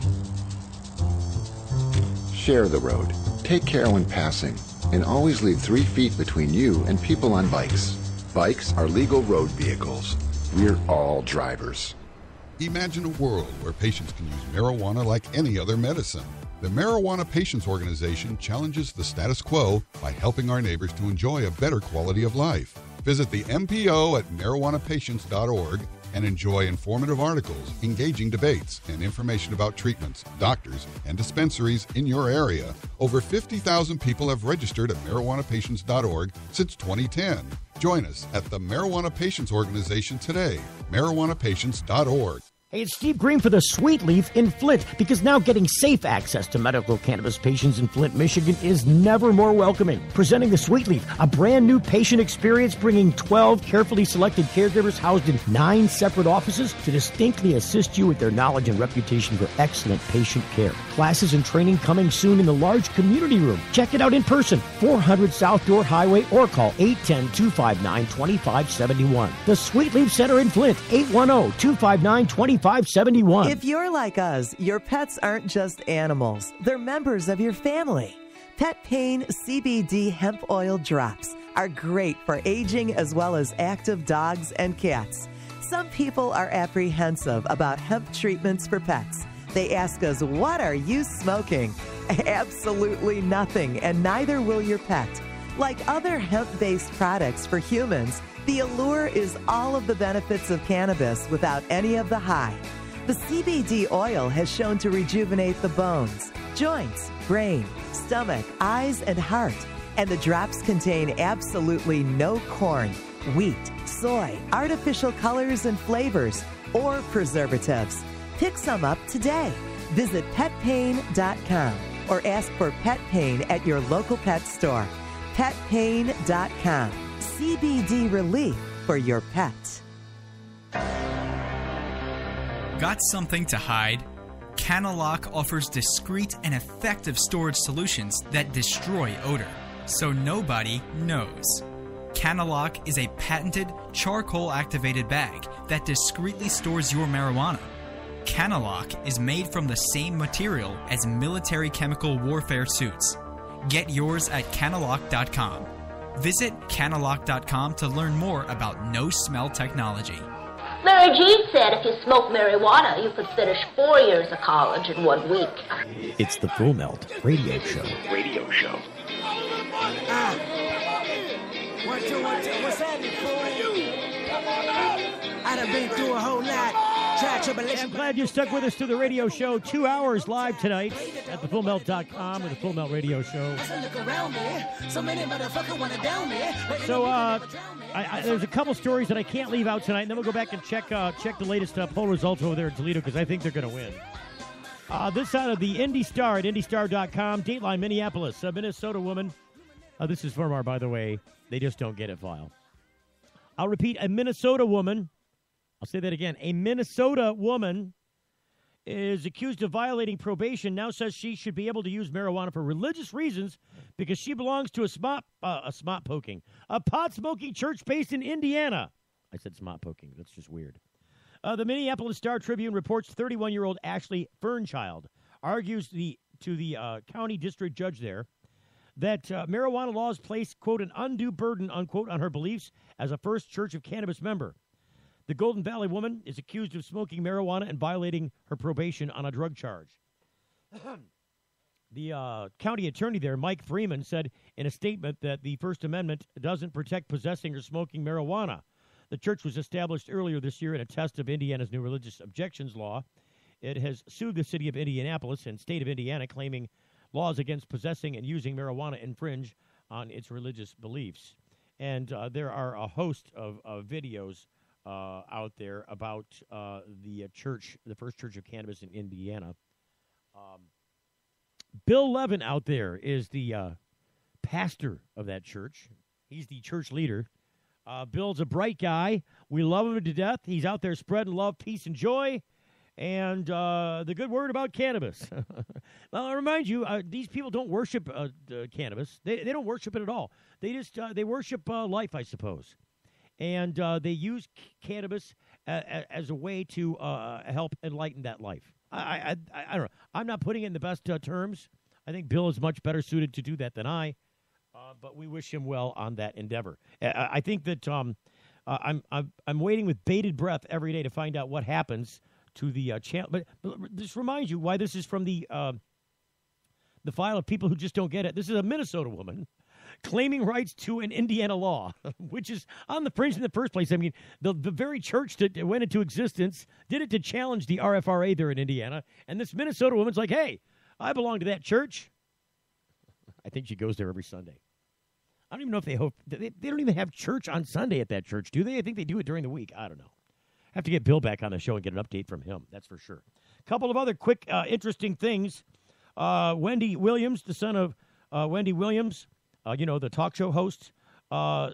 It's been reported that he's been using the synthetic marijuana, the K2. He's up in rehab. He's all getting better. I don't know. A bunch of news about that. City and state set for a big battle on marijuana policy in Kansas.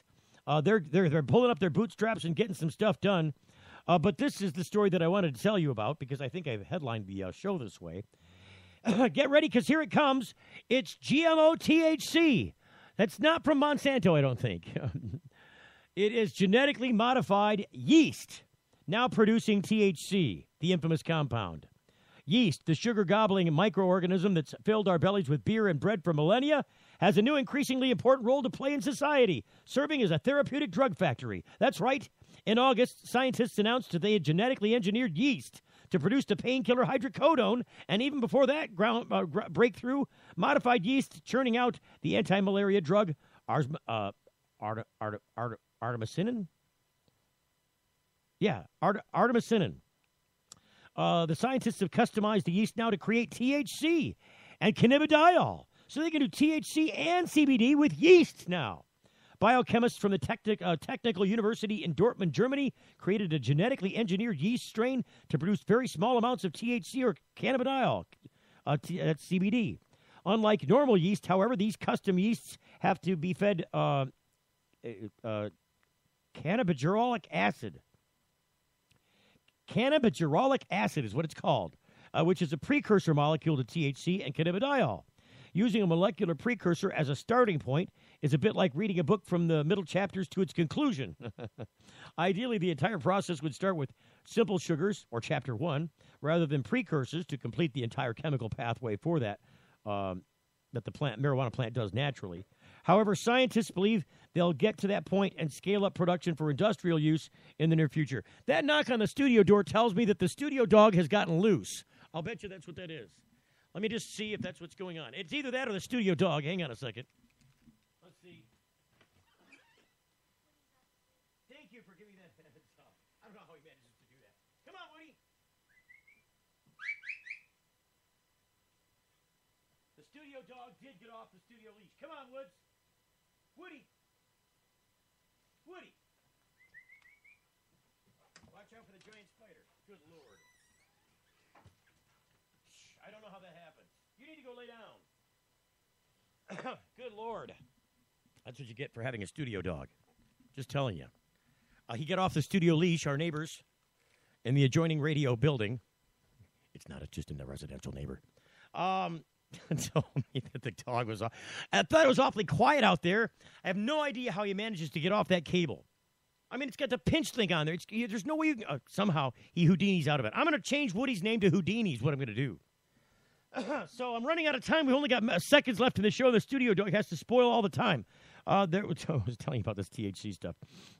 A research boon. Marijuana is chock full of molecular compounds that are fascinating to scientists. Synthetic THC is already available in pill form and is used to ease nausea in cancer patients undergoing chemotherapy or stimulate the appetites of people with HIV or other infections. Cannabidiol, a compound that's not psychoactive, has shown the potential to reduce frequency of seizures in epileptic individuals. Yeast factories could help scale up production of these chemicals, not just for therapy, but for research, too. Producing marijuana's constituent compounds in vast quantities would give researchers a supply of marijuana myriad chemicals to work with and better understand how or if they work as advertised. Still, at the moment, the plant is far more efficient than yeast. Modern marijuana strains contain more than 30% THC by dry weight, so there's still a long way to go before THC-producing yeast change the landscape of cannabis research.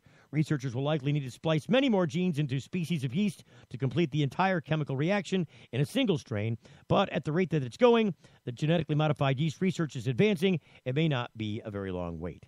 So there you go. GMO yeast making THC and CBD. Who'da thunk? That's what I say. What else is going on? There was something else that I wanted to tell you before we go. I don't know if I got time. We might have to just go back and check. There's another story. I'll give you the headline, if nothing else. Oh, it's the other big story, the gas and grass.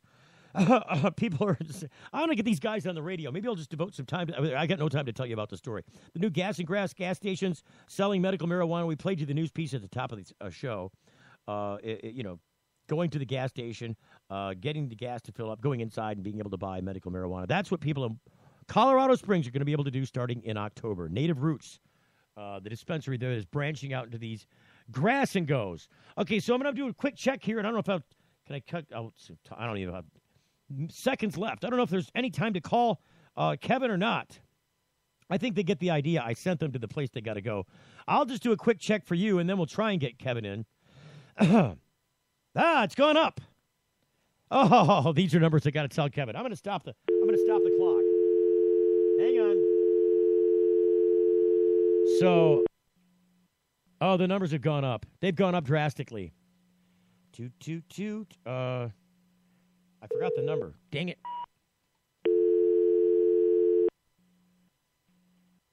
Then this one. And then this one. I almost said I was going to run out of time again. I forgot to stop the clock. Had to stop the clock at election night. These are good numbers. Good numbers. It's still like 3% reporting. But listen to the disparity in the numbers. The yes votes in Toledo on this sensible marijuana issue ordinance, 3178 to 1453. Hello. Kevin. Hello. So we got seconds left in the show. I got to tell you the good news. It's only 3,100 to 1,400. Something like that, right? That's the numbers. You got it, brother. I'm glad you found the website. Yes, sir. They're updating pretty quick. Yeah, that's only 3% reporting. It's less than 3%. But look at the disparity in figures. That's less than 3%, dude. That's freaking huge, dude. That's giant. So wow. I had to call and congratulate you on that. I squeezed the show out as long as I could go to tonight, though, but I'll call you back tomorrow, and we'll get the official end results and celebrate a little online. Sounds like a good time. It'll be a great deal. Kevin and team out there, thanks for being on tonight. We're going to have to come out there and do a live broadcast with you guys real soon. I'll call you tomorrow about that, too. Absolutely. Hey, thanks for all the support. Indeed. Anytime. You know we're here for you, Kevin. Bye-bye. We'll talk to you soon. I got to congratulate those guys. I've started the clock again, by the way. I got to congratulate those guys. It was such a hard effort. They did so much work to get this done. People are like, oh, you're gonna copy Michigan now. Yeah, it's gonna fail. No, these guys rolled up their sleeves. They banded together. They went out there and put this language together. They got the official help they needed. They went out there and collected the signatures. They turned them in. They got them validated. They got it on the ballot. And if what's going on right now is any evidence of what's to come, these people in Toledo have just decriminalized further cannabis in their city. The Full Melt Show is a production of TFM Media.